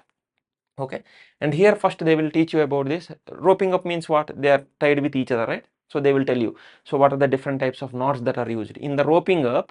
So they will use these names: guide man, middle man, end man knots, they will be used. So anyhow, that they will tell you there. Okay, Next one, so in these knots again, so anyhow there is a main and a compulsory knot is there, that is called as thumb knot. It is also called as a mother knot. It is also called as safety knot, and these knots also from the internet also you can get all these things. Next one, so here they will go with classification into 4 types. In the direct knots they will teach you what is the guideman knot. Anyhow this is compulsory, okay, keep it separate. Guideman knot, middleman knot, endman knot, along with this bowline, coiled bowline and bowline on the bight. And please remember these knots, and at the end of the course there is a knot test will be there. So they will give some time, and within that time means hardly 10 to 15 seconds only. Within that time you need to make this particular knot, and that too, suppose you are keeping some length extra, this much extra length is there, and actually it should fit to us. Suppose you made it as a loose like this, and even though that knot is correct, if you are making loose, if some extra length is left this much, after making safety knot only this much should be left, but if you are keeping this much, so for this also some marks may be lost. So that's why my suggestion is practice all these knots in advance, that too with timing. Make sure that you are able to do this particular one within 10 to 15 seconds, okay. Please practice. Under the indirect knots, figure of 8, double figure of 8, so these are the ones. Under the joining knots, to join the different ropes we are using this reef knot, fisherman knot, double fisherman knot, sheet bend. In the sheet bend also single sheet bend, double sheet bend, all these are there. So please practice all these things. Next one, under the hitches. So under the hitches, clove hitch, running clove hitch, Italian hitch, Prusik knot is also called as a Prusik, is also called as a friction knot. Prusik knot or friction knot, and some people call this Prusik knot as a Prusik hitch, whatever it is. So these are the various things that they are teaching under the BMC course. At least these things, apart from this, if you know something else, that is extra, and no one will ask those things. But these things are compulsory. Everyone should know these. And please remember, you should practice these things very quickly, because some of these knots you are using as part of the course immediately in the next day itself. So you need to practice them very quickly. So my suggestion is practice these knots as soon as possible. So my suggestion is, before you are going to the course, learn all these knots so that it will be easy. Knots, coils, please be perfect with this, so 50% of headache will be relieved, okay. Next one, so they are conducting one lecture on the Himalaya. So they will talk about the continental drift theory. So in simple I am telling you, but huge information they will teach you. So better go through that book, that will be easy for you. And the physical division of Himalayas, and also regional division of Himalayas, and in these particular regions what are the highest peaks and approximate heights in the meters. So these names also at least you need to remember for the examination, because at the end there is an examination, right? All these things you need to learn because there is an examination. And then we had a lecture on the first aid. So for different types of problems, what are the different types of first aids, everything they will teach, okay. These are things. Next one, so there will be a lecture on the tent pitching, what type of sites we need to, where we need to keep that, means place the tents, where we should not place the tents. So what is the tent pitching site, what are the properties, what we need to consider, so what are the things, everything they will teach you. And what are the different types of tents are there, and some, not all these things, some types of tents at least they will pitch in front of us and they will tell us, okay. And my suggestion is, but for some of these things better go with labeling also, what are these names also, for a particular specific tent what are the various names that are used, okay. All these things also you please practice. Next one is, after that we had some briefing for the local marketing, so for the purchase of some things, okay. So they took us to the local market, and here there is a briefing. Here once again they will tell you, please remember there is no intoxication. Since you are going outside, some people are drinking alcohol and they are consuming tobacco and all, so please avoid all these things, so once again they will tell you all these things. And apart from this, what is the purpose of going to that local market? Please understand this. This is not just for simply like outing. Just it is the second day. It is for us. It is just the second day they are taking us to the market. So what is the main aim of this one? Please remember this. Already for the mountain there are some things that are required. Already in the previous part 1 I told you what are the things to carry. Anyhow in the part 3 I will add something else. So in this way we are actually getting ready with all the things, but still some people, maybe due to some reason they forgot it or they lost it, maybe some reasons they are not having those particular things. In those cases this will help you. So once again they will tell you what are needed for this mountain and all, because for the normal things anyhow you can manage. For the mountain, once you are going on to the mountain, you cannot buy anything. So that's why there is a problem. So that's why this local market visit is for that particular purpose only. So they will tell you once again what are required, whether you have or what you don't have. So you just make a list and immediately you just, and as soon as they are taking you there, and they will give you some time of 1.5 hour to 2 hours time, and please quickly you just purchase all the things and then you can come back. So in this way they will give some brief information regarding all these things, and then they will take you through NAM bus only. So in the through the NAM bus they will take you, and at a particular location they will drop you there. Okay, and then you just cross this bridge, and then on the other side you just go, you will go into that market and you just purchase it. And please remember, they will tell you a particular time. By this time everyone should be coming back to exactly this location only. That means to that particular time, at least 10 minutes before to that, you should be at this particular location, and that too. And who wants to go there? And please remember, there is no compulsory that everyone should go to the market.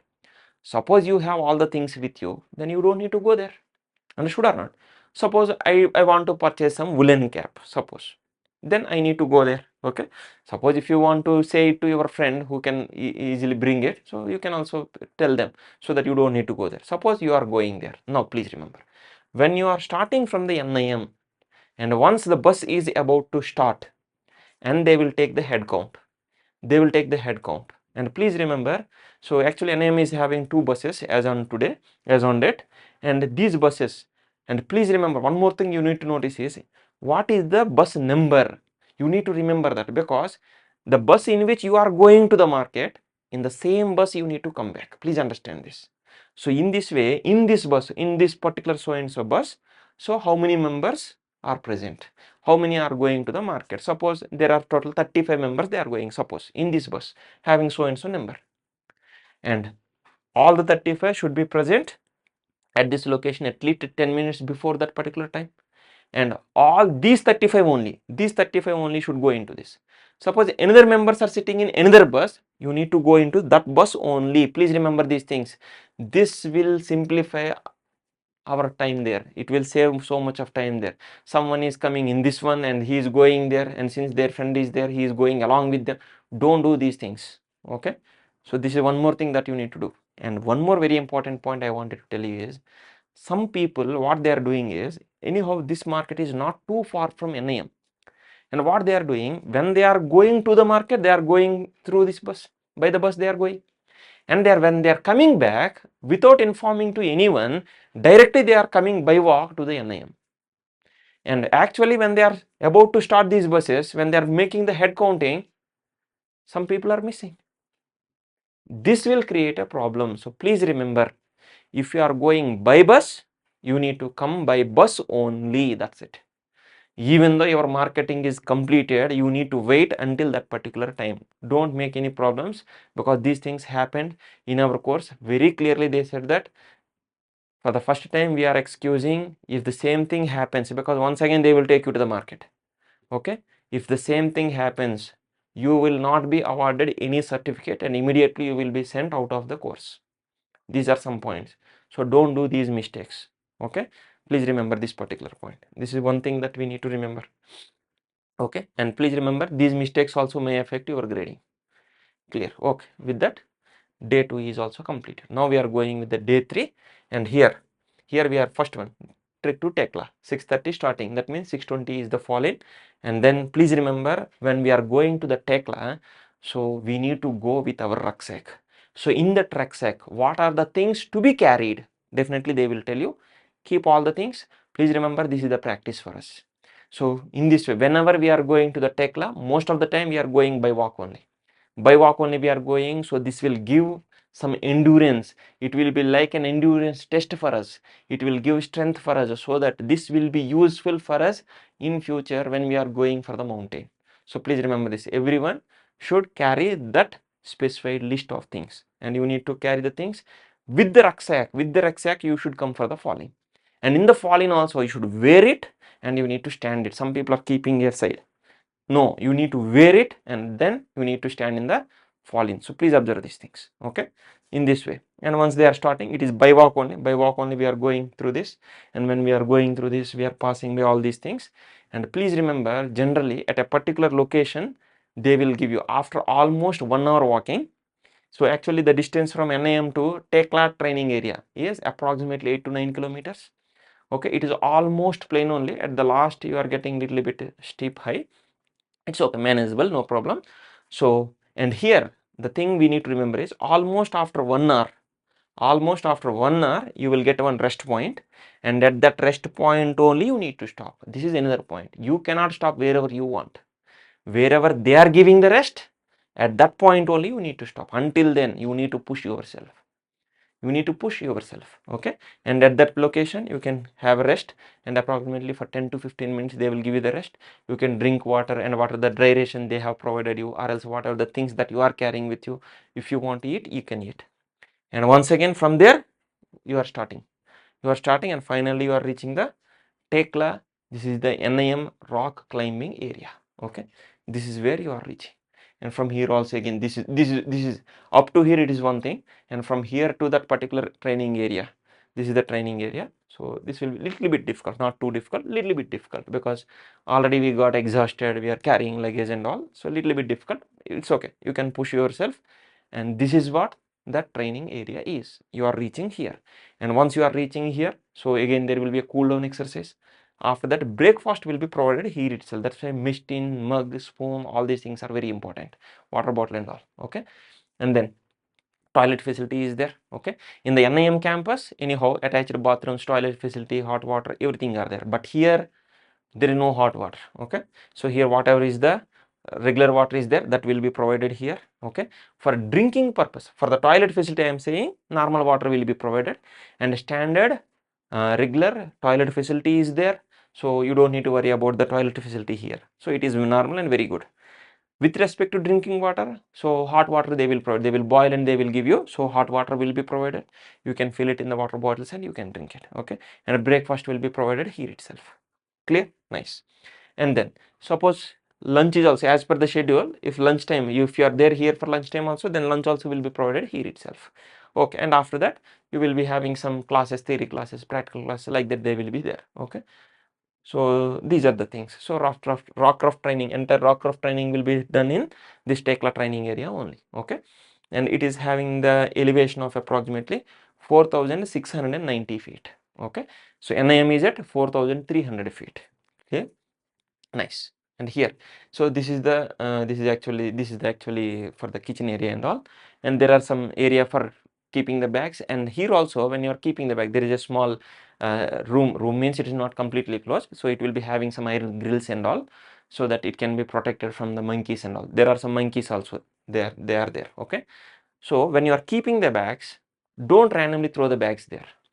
For one rope, suppose rope number 13, so all the members of rope number 13, one after the other, you need to keep the bag.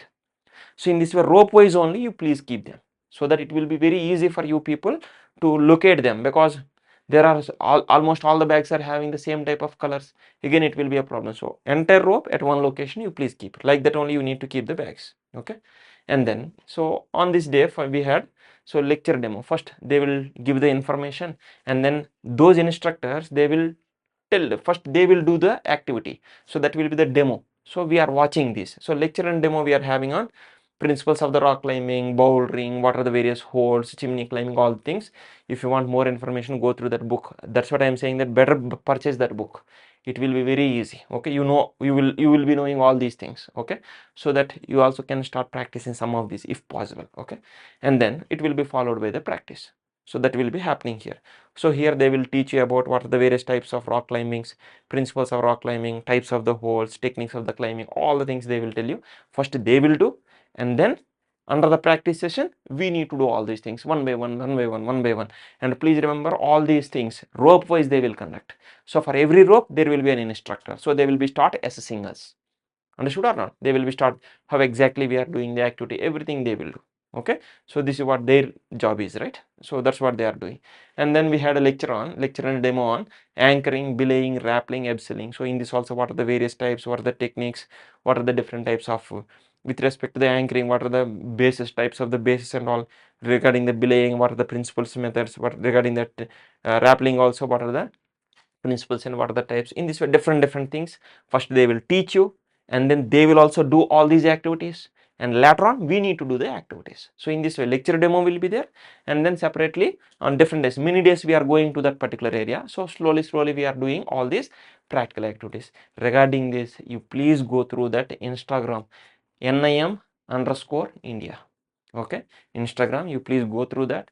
They themselves have uploaded hundreds of videos on all these things. So that's why I don't want to show any separate videos and all regarding this particular one. Go through them. They have very clearly, very nicely, they have uploaded huge number of videos, and also very clear cut videos and nice videos they have uploaded. So go through that. That will be better for you.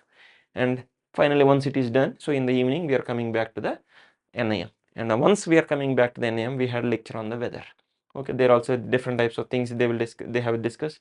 What is atmosphere, difference between weather and the climate, role of the temperature, winds, humidity, and on the mountain, with respect to the mountain specifically. So what happens to this mountain weather and all, and what are the different types of clouds. Out of these clouds, what are the ones that are responsible for rain. In this way, huge information is there. With respect to examination point of view also, it is very important. Okay, so this is the lecture. So with that, day 3 is completed. On the day 4, we had this one, once again physical training. Once again physical training means, already in the first day I told you, no, same activities. Once again it is the physical training. Okay, and after that, so there will be breakfast, and after that we had a lecture demo on the sports climbing. This is happening in the campus only. In the campus only we had the sports climbing. So first they will give the information and they will show the demo, and then we need to do the practical. And here both indoor outdoor are there. Inside the indoor, so indoor stadium, already I told you, no, opposite to the pine bowl, indoor. Pine bowl itself will be for the outdoor activity. Okay, so here they are having this standard, international standard here, because they have even conducted some international competitions also. So this is the sports climbing, but this is advanced level. Advanced level, those who can try, you can try it also. Okay, but this is the normal one. This is the normal one. So you will be given a chance to climb all these things, and please remember, here you will be given some support also. Okay, they will be given with some belay also. Belay support will be provided for you, because we are new, right? So there is a chance that we may fall down. So that's why belay support will be given here. Clear? Next one. So these are the ones we need to climb from here to here. Okay, and it is not that much easy. Please remember, very clearly I'm telling you, you need to have strength. You need to have strength for the fingers, forearm also, and also for the fingers, for the toes also. For the toes also, you need to have some good grip, because many times we need to, we cannot keep complete foot on it, right? So we are actually having the grip with the help of these toes only. So toes also, strength is required, calf muscle strength, even this thighs, hamstrings. So that's why entire body should be fit, so that we can do these activities little bit easily. I don't say very easily, easily. Okay, and next one, here there is one more thing, and you are keeping these legs, and this is actually rotating like this, and you should not step down here. So by changing on these holes, and you need to hold with the help of hands, and then slowly you need to, since it is rotating like this, so with the help of this, with the help of the hands, you need to move little bit up, and here this foot also we need to change the location. So in this way, how far we can do this, that is also there in the indoor activity.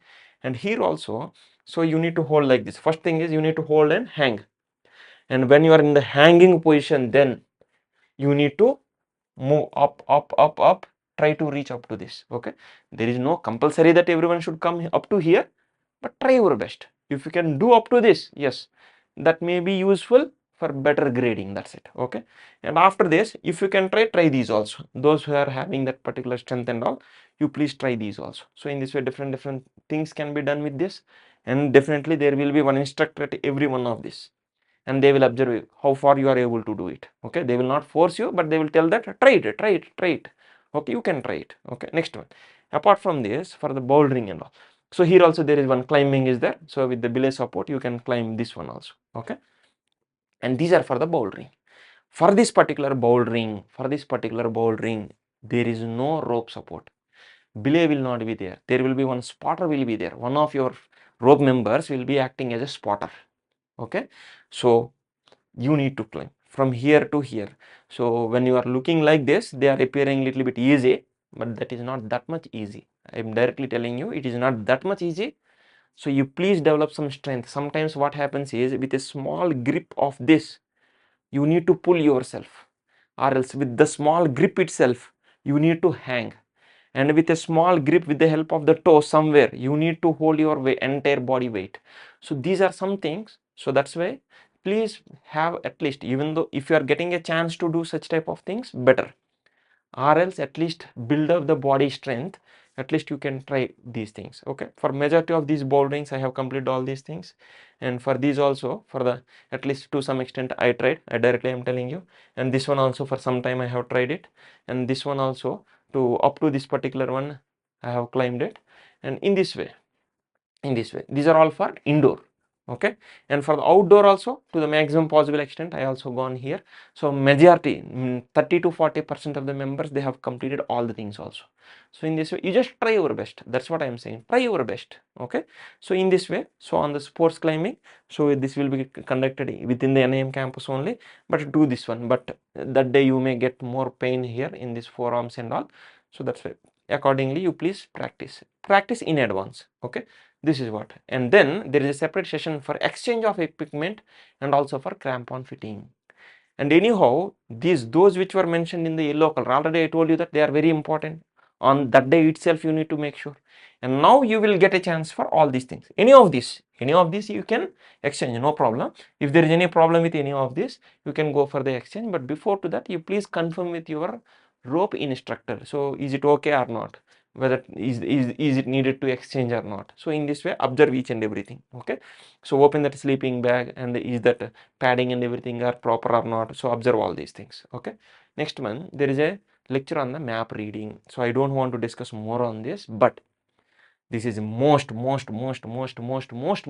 important, because lecture itself is important, because some questions can be asked in theory examination. Not only this, on the mountain, when we are on the base camp, last day when we are returning, no, so before to that day we will be having a test. That day in the morning we will be having, they will collect some feedback. Anyhow, in the next lecture I will tell you feedback they will collect. Immediately after that, they will conduct one theory examination. After completion of theory examination, there is a test on the map reading. What is this test? At the individual level, we need to do this plotting, deplotting, and finding one position. So every member should know this. And after this, there is a point to point march is there. So they will give some coordinates to us, and we need to find those coordinates. And we need to find those coordinates on the map. And on that map, once you are finding those coordinates and location and all, and you need to find your own location where we are there, and what are the locations given there, and what you need to do. And entire rope members, all the rope members should go to both the points. And generally these points are given in various opposite directions, not in the same direction. Generally they will give in different directions. So first you need to go to one point, and there will be an instructor, and you need to get the signature of that particular instructor. And again you need to go to another point and go there, and there will be another instructor, get the signature and come back and submit. Then only your time will end. In this way, once this activity is given, it will be with the timing. So these timings are very important. Who has completed it early? This will be helpful in deciding the best rope. I will tell those things in the part 3. Okay, so that's why these things are important. So that's why at the individual level also test is there, and there is a score for every individual. So you need to know all these things, and what are the different types of maps, how to use the compass, and how to use the service protractor. Already there are some YouTube videos that are available. Please go through that, at least get basic information, so that you will have some knowledge on it.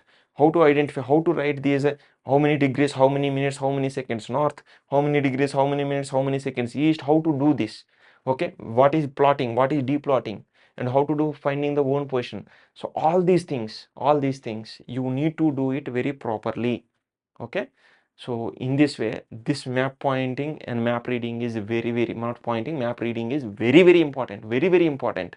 Whether you are doing basic or advanced or method of instruction, search and rescue, whatever it is, this map reading is the most important in the entire course. So that's why my suggestion is, So start working on it, get some information from the YouTube videos and what to do this, how to do this, all the things. Okay. So I will tell you one example. Suppose this is a map and here already some degrees were mentioned here. Some grids are there. It is a grid reference. With respect to grid reference, we are doing. Suppose I am giving this point. For this point, you need to write north and east coordinates you need to write. So I will give simply like this. So now based on the map, you need to start writing all these things. Or else what I will do, I will give some particular random value. This is some one random value I gave you. And I gave you this value. And now this one, you need to show me on the map. These are the plotting and deplotting. And not only this, suppose I am not giving any of this and I gave you this map. On this map, something will be on here on this side, this mountain is there. Here, this glacier is there. Here, some mountain is there. On the map, they will be mentioned. And now I am on the ground. I am from the ground. I am able to observe all these things. So based on these things on the map, where I am exactly, that is what the finding our own position. So these are the some things very, very important. I am directly telling you 50%, more than 50% of the course members failed in this particular one. More than 50% of the members, and they were not able to do these things because there is a timing for this. For this particular individual test, they will give you some time of 1 minute, 2 minutes or 3 minutes based on the activity. Within that time, you need to give the answer. So that's why you should be very quick in doing these things. So that's why please practice all these things in advance. See, knowing is something different, but how exactly we are performing in the test, that is most important because that only will decide our grade. Yes or no? So that's why with respect to examination, you please practice it so that you should do this in very less time. Very means very less time you should be able to do. Okay. That's why it is very important. So next one is regarding the day 5. Next one is regarding the day 5. Here also trek to Tekla. So trek to Tekla, it is a common activity once again. So 2 hours with the load you are going, and in between with the luggage also you are going there for running, right? So that's why at the end of the third video, I will give some suggestions, right? This point, please keep in mind, I will give some suggestions there. Next one, rock climbing, anchoring, belaying, rappelling. Already demos, lecture and demos were over, and now you need to do the practice. And now they will give a demo on the fixed rope with the help of Jomar. Already I told this name, right? With the help of Jomar, how you are able to climb. So that's why Jomar is called ascender. For ascending, we are using that. So that all these things, they will, lecture demos will be there, some practical activities will be there. Once they are done, again you are coming back to NIM. So that's why that schedule you just observe. What is the from time to time, at what time you are going, which activity is there, and when you are returning, all the things. And you are returning to NIM by bus. Please remember the advantage is, when you are going on one side, you are going by walk. But when you are returning to NIM, you are coming by bus only. You are not coming by walk only. So it will be easy only for you, no problem. And this one I want to tell you, when you are coming back by bus, please remember, before you are starting from the training area, once again there is a fall-in, and you are standing as per the ropes, and they will tell you from rope number 1 to 5, so and so bus with number also they will tell you bus number. From rope number 6 to 10, so and so bus number. From rope number 11 to 15, so and so bus number. Okay, for us what happened, NIM has only 2 buses, right? So they have taken one private bus for us. And please remember very clearly, I am telling you, if they are saying that from rope number so and so to so and so, you should sit in so and so bus, means you should sit in that bus only. What some people are doing is, when they are going down to that bus, that particular area where the buses are parked, they are randomly going into any bus. Please remember, there is a counting. Every rope leader, it is the responsibility of rope leader to count whether all the members are there or not. So that's what very clearly I am telling you. They will tell you to which bus you need to go. So you please board that particular bus only. That particular bus only. If that bus has not arrived, please wait there. Please wait there. Bus will come. Don't worry. You, along with you, your rope instructor also will come in the same bus. So that's why you should not skip that. So these are some things that you need to keep in mind. Whenever I am saying go by bus, means these are the basic points that you need to remember.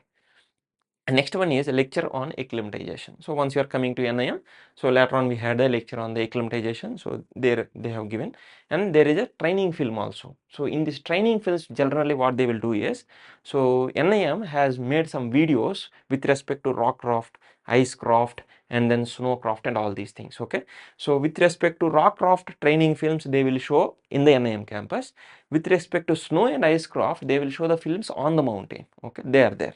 And apart from this, generally they will show some movies which are related to this climbing activities and all. Okay, those movies also they will show here. Nice.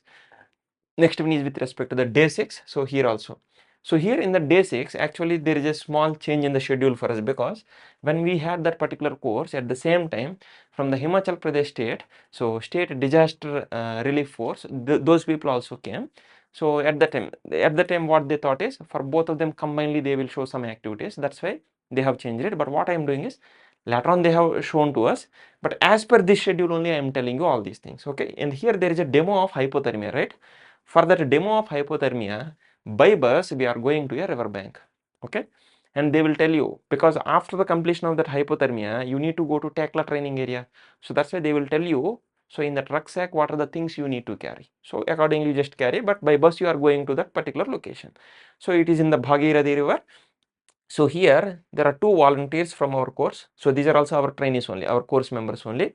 They are the two volunteers, and one is Mr. Gautam and the other one is Mr. Kanaya. He is my rope member only. Okay. So these are the two people. Remember these two names. When we are talking about the graduation day, I will talk about these two fellows. Okay. Please remember this. So these are the two people. They have volunteered for this particular hypothermia. Okay, what is hypothermia? You need to know about it. Okay, so please understand, please better study about this. If someone is getting hypothermia, then how we need to treat them? So with the help of demo and all, they are doing all these things. Clear? So here there is practically these two people have experienced it, but for remaining members there is no practical, simply we are having this demo only. Okay, so sometime we will spend here. So once they become normal, then once again we are going by bus to the Tekla training area. So by bus we are coming to the Tekla training area once again, and here once again we are practicing all this anchoring, belaying, rappelling and all these things. Clear? We are doing all this. So these are all our rope members, these are our instructors. So these are our instructors, they are my rope members.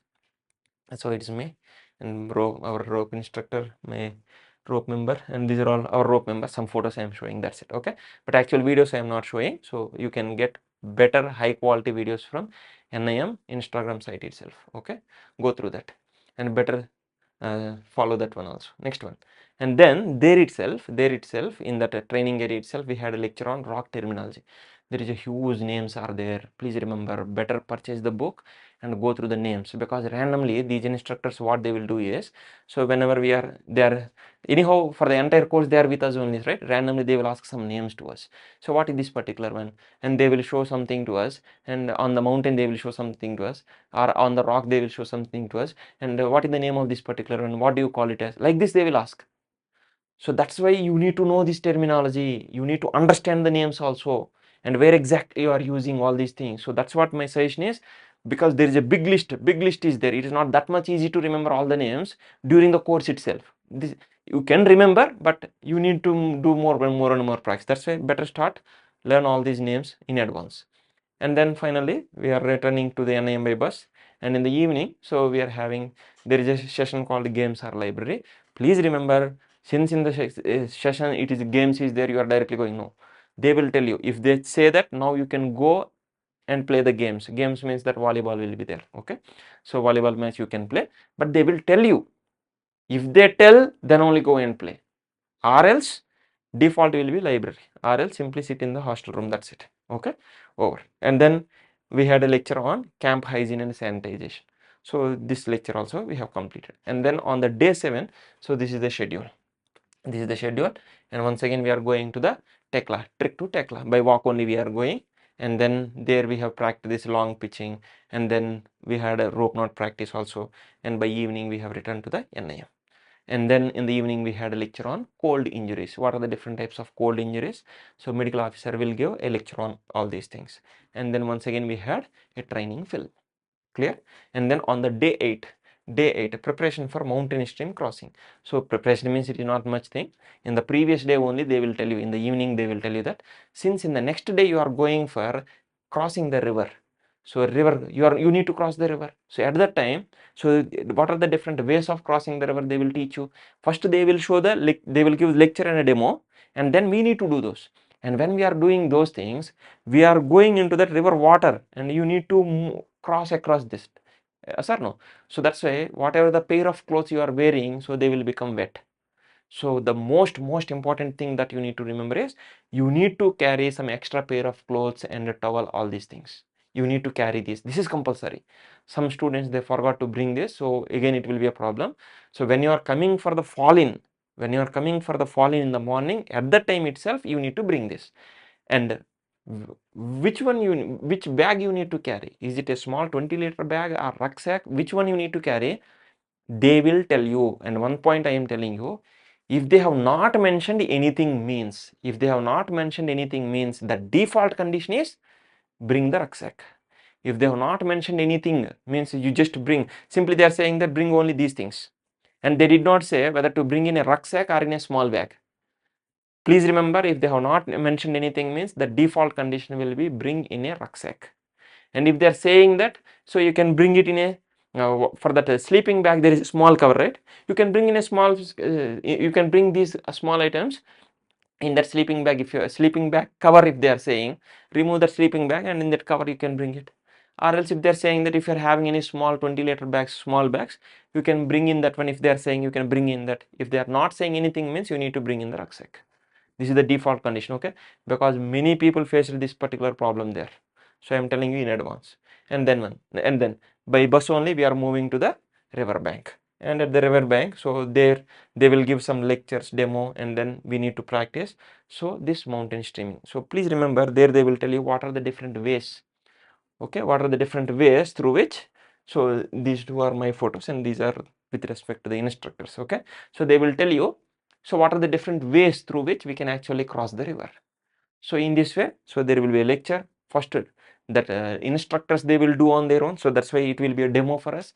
And then each and every trainee has to do all these things. Each and every trainee has to do all these activities. For this also, in that NIM Instagram, so they have uploaded so many videos. So please go through that. And next month, once it is completed, so please remember you need to change the clothes there itself, and then you are returning to NIM by bus. Okay. For the ladies, no problem. So they are separately making one tent for changing of the clothes. For the gents anyhow, you need to go a little bit far away and there you can change the clothes. Okay, it's okay. Next one. And then we are returning to NIM by bus, and the lecture on the mountain terminology we are having here also. Once again, huge number of terms they will be teaching you. So again, better go through that book so that it will be easy for you. And then in the evening you are having some time here, so visit to NIM sovereign shop. So if you are interested, you just go there, or else if they say that you have to go there means you have to go there. So if they say that those who are not interested you can stay in the hostel means you can stay in the hostel. It does not mean that you will go and play the games. No, it is not allowed. Okay, because games is not part of this particular schedule, so here you should not go there. So you just visit that. So if you want to purchase something, purchase, or simply go and watch, and then you just see those things and come back. That's it. Okay. And once again I'm telling you, in this sovereign shop you can get that particular book. And next one, lecture on search and rescue operations. So there they have said, and specifically with respect to NIM, what are the roles of NIM in the search and rescue in general there. So they have involved in so many search and rescue operations. So because they are the expertise, right? So that's why. So those contributions also they will tell you in one particular lecture. With that, day 8 is completed. And then day 9. And in the day 9, once again, it is the trek to Tekla training area. And then there we did whatever the remaining activities are there. So everything we have completed there. And then finally we have returned to the NIM.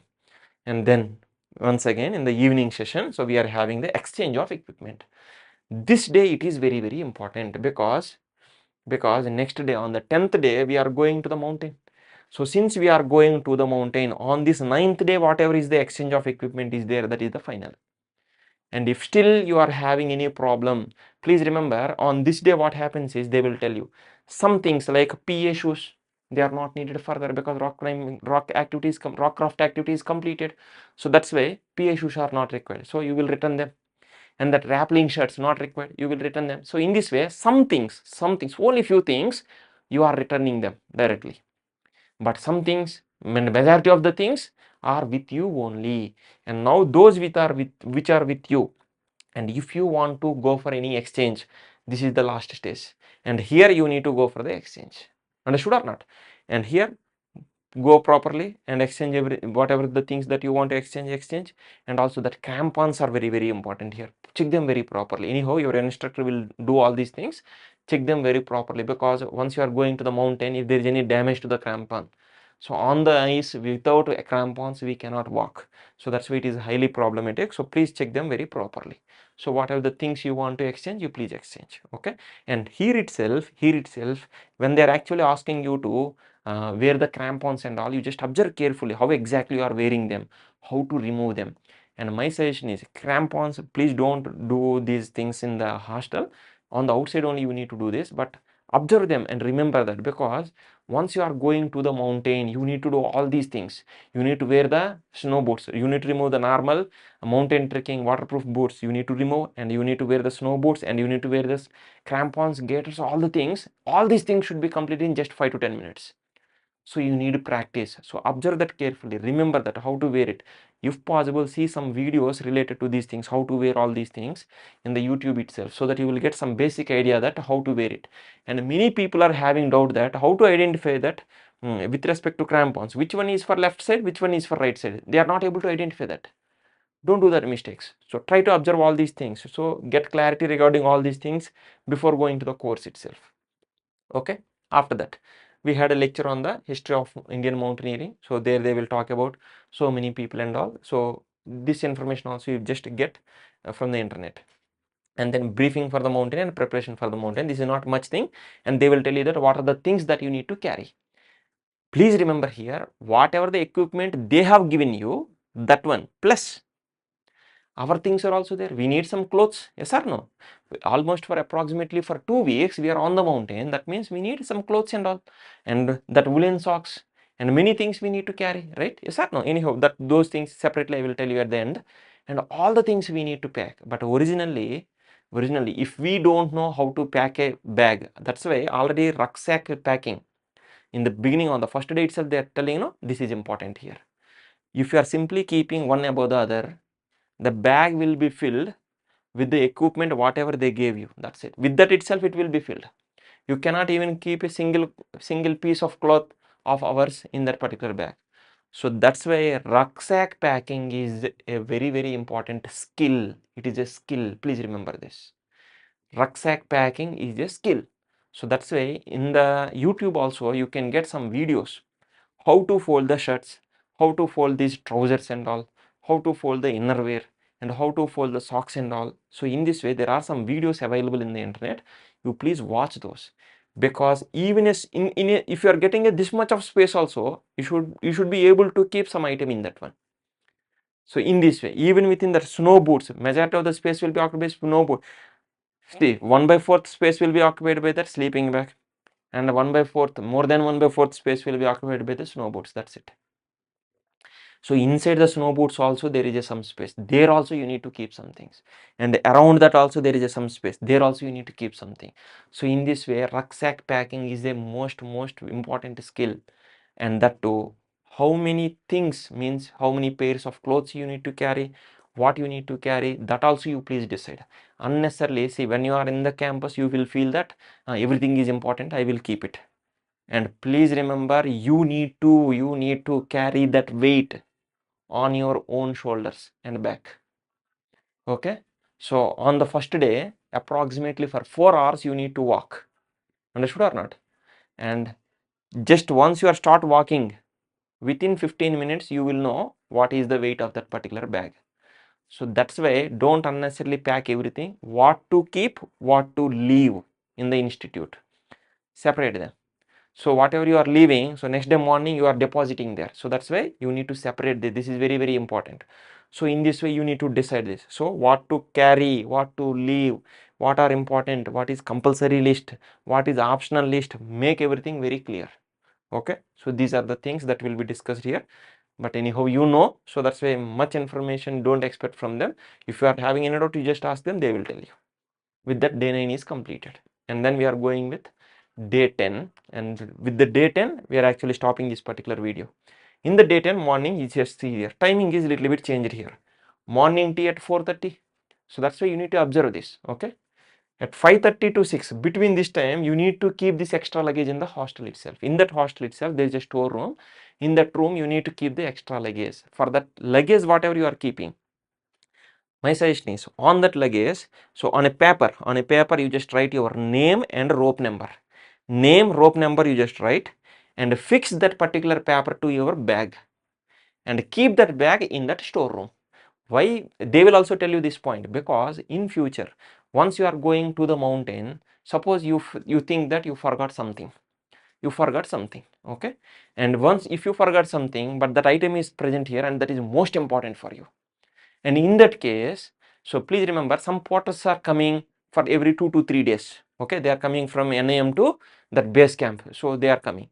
So at that time, if there is a chance, so if you can inform the duty instructor, senior instructor, whoever is there, you just inform them on that mountain, so that they will inform the porter, and the porter will come to the NAM. In that NAM, that in that storeroom, so anyhow your bag is there. So when hundreds of individuals are there, how can they exactly identify your bag? At that time it will be difficult. So that's why on your bag write your name and rope number, so that they can easily identify that particular one, and then they can, whatever the item you want, they can take it from that particular bag, and then they will bring it back to base camp, and then they can hand it over.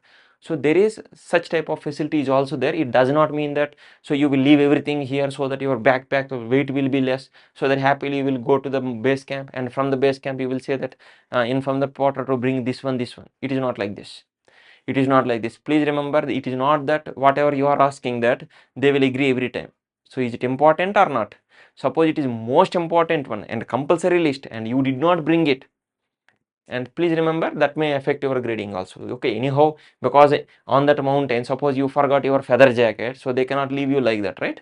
So they will bring it, but that may have some effect. So that's why before you are going for the mountain, please make the list very properly.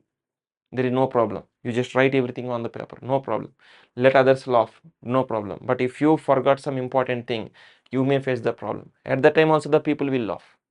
Okay, so that's why don't think about others. It is your life, so take care properly.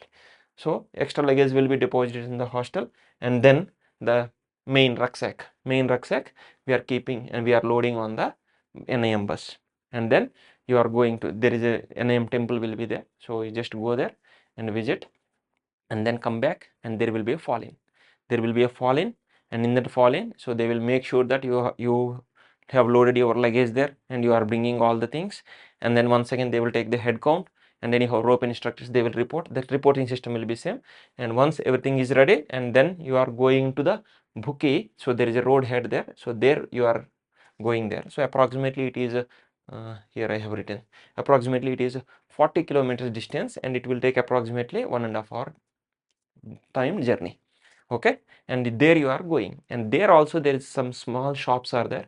You can purchase some water bottles, some eatables you can purchase, but my suggestion is don't depend on that particular shop, because that is a very small one, and some items may not be there. Okay, better whatever the things, suppose you want to buy some eatables and all the things, better you just purchase at NIM itself. At the NIM itself you just purchase. Okay, so that you should not depend on those particular shops there.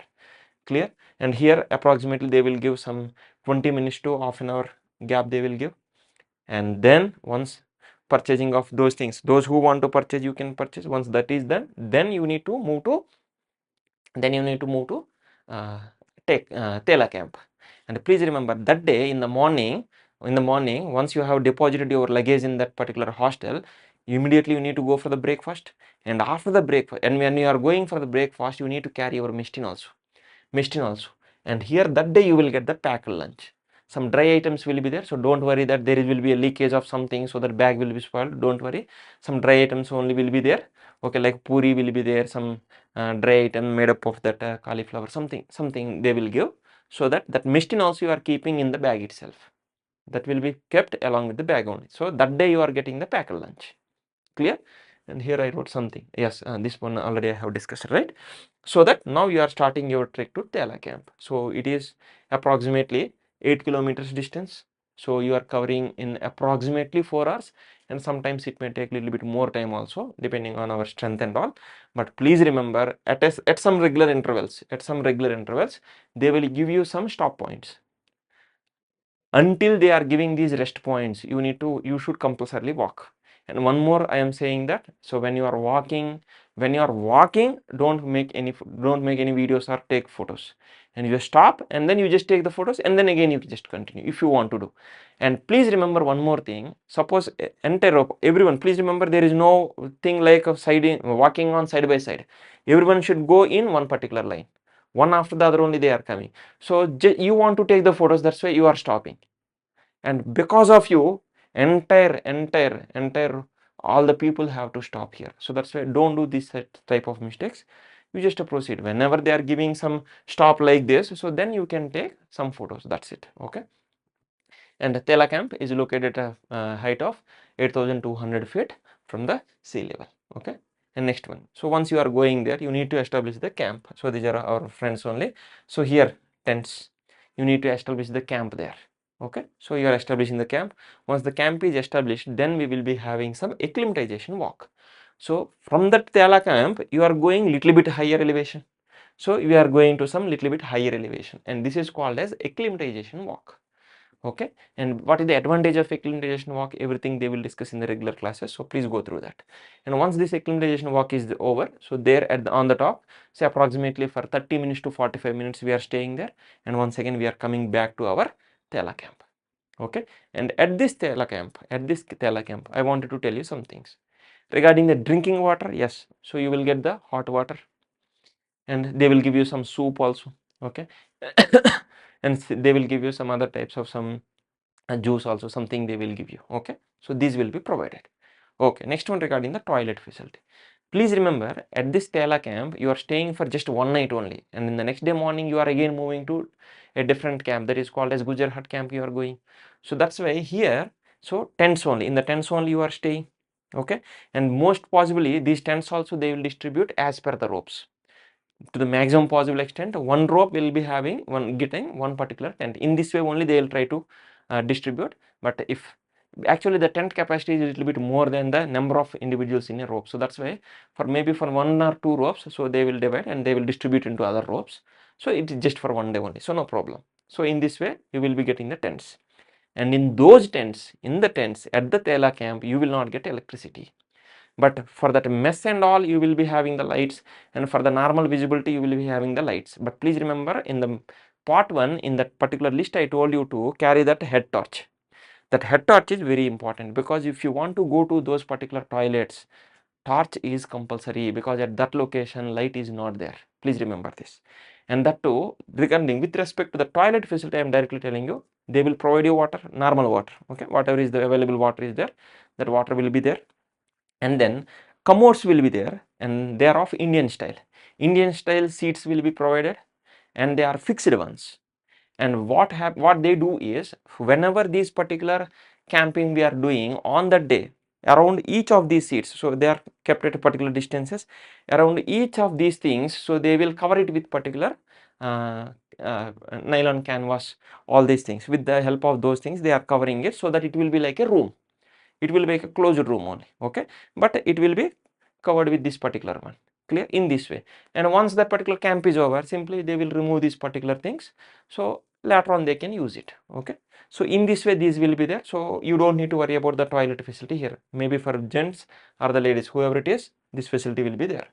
And please remember regarding the bath, when you are in the NIM campus, then only you are doing the bath. And once you are moving to the mountain, on the mountain, you are not doing any bath. This is very clear. Until you are coming back to the NIM, that means approximately for 10 to 14 days, you are not doing any bath. So please remember this. Electricity at that mess and area, at those places, electricity will be there. And at this Stella camp, electricity is not provided to the tents. Okay, in the base camp, they will provide, don't worry. Medical facility, it will be always with us, whether it is NIM campus, Tela camp, or Gujar Hut, or base camp, anywhere medical facility will be always provided. So don't worry about this. And with this, day 10 is completed. In the last part, that is the part 3, from the day 11 onwards we will continue. Okay. So with this particular part is completed. We will meet in the next part. Thank you.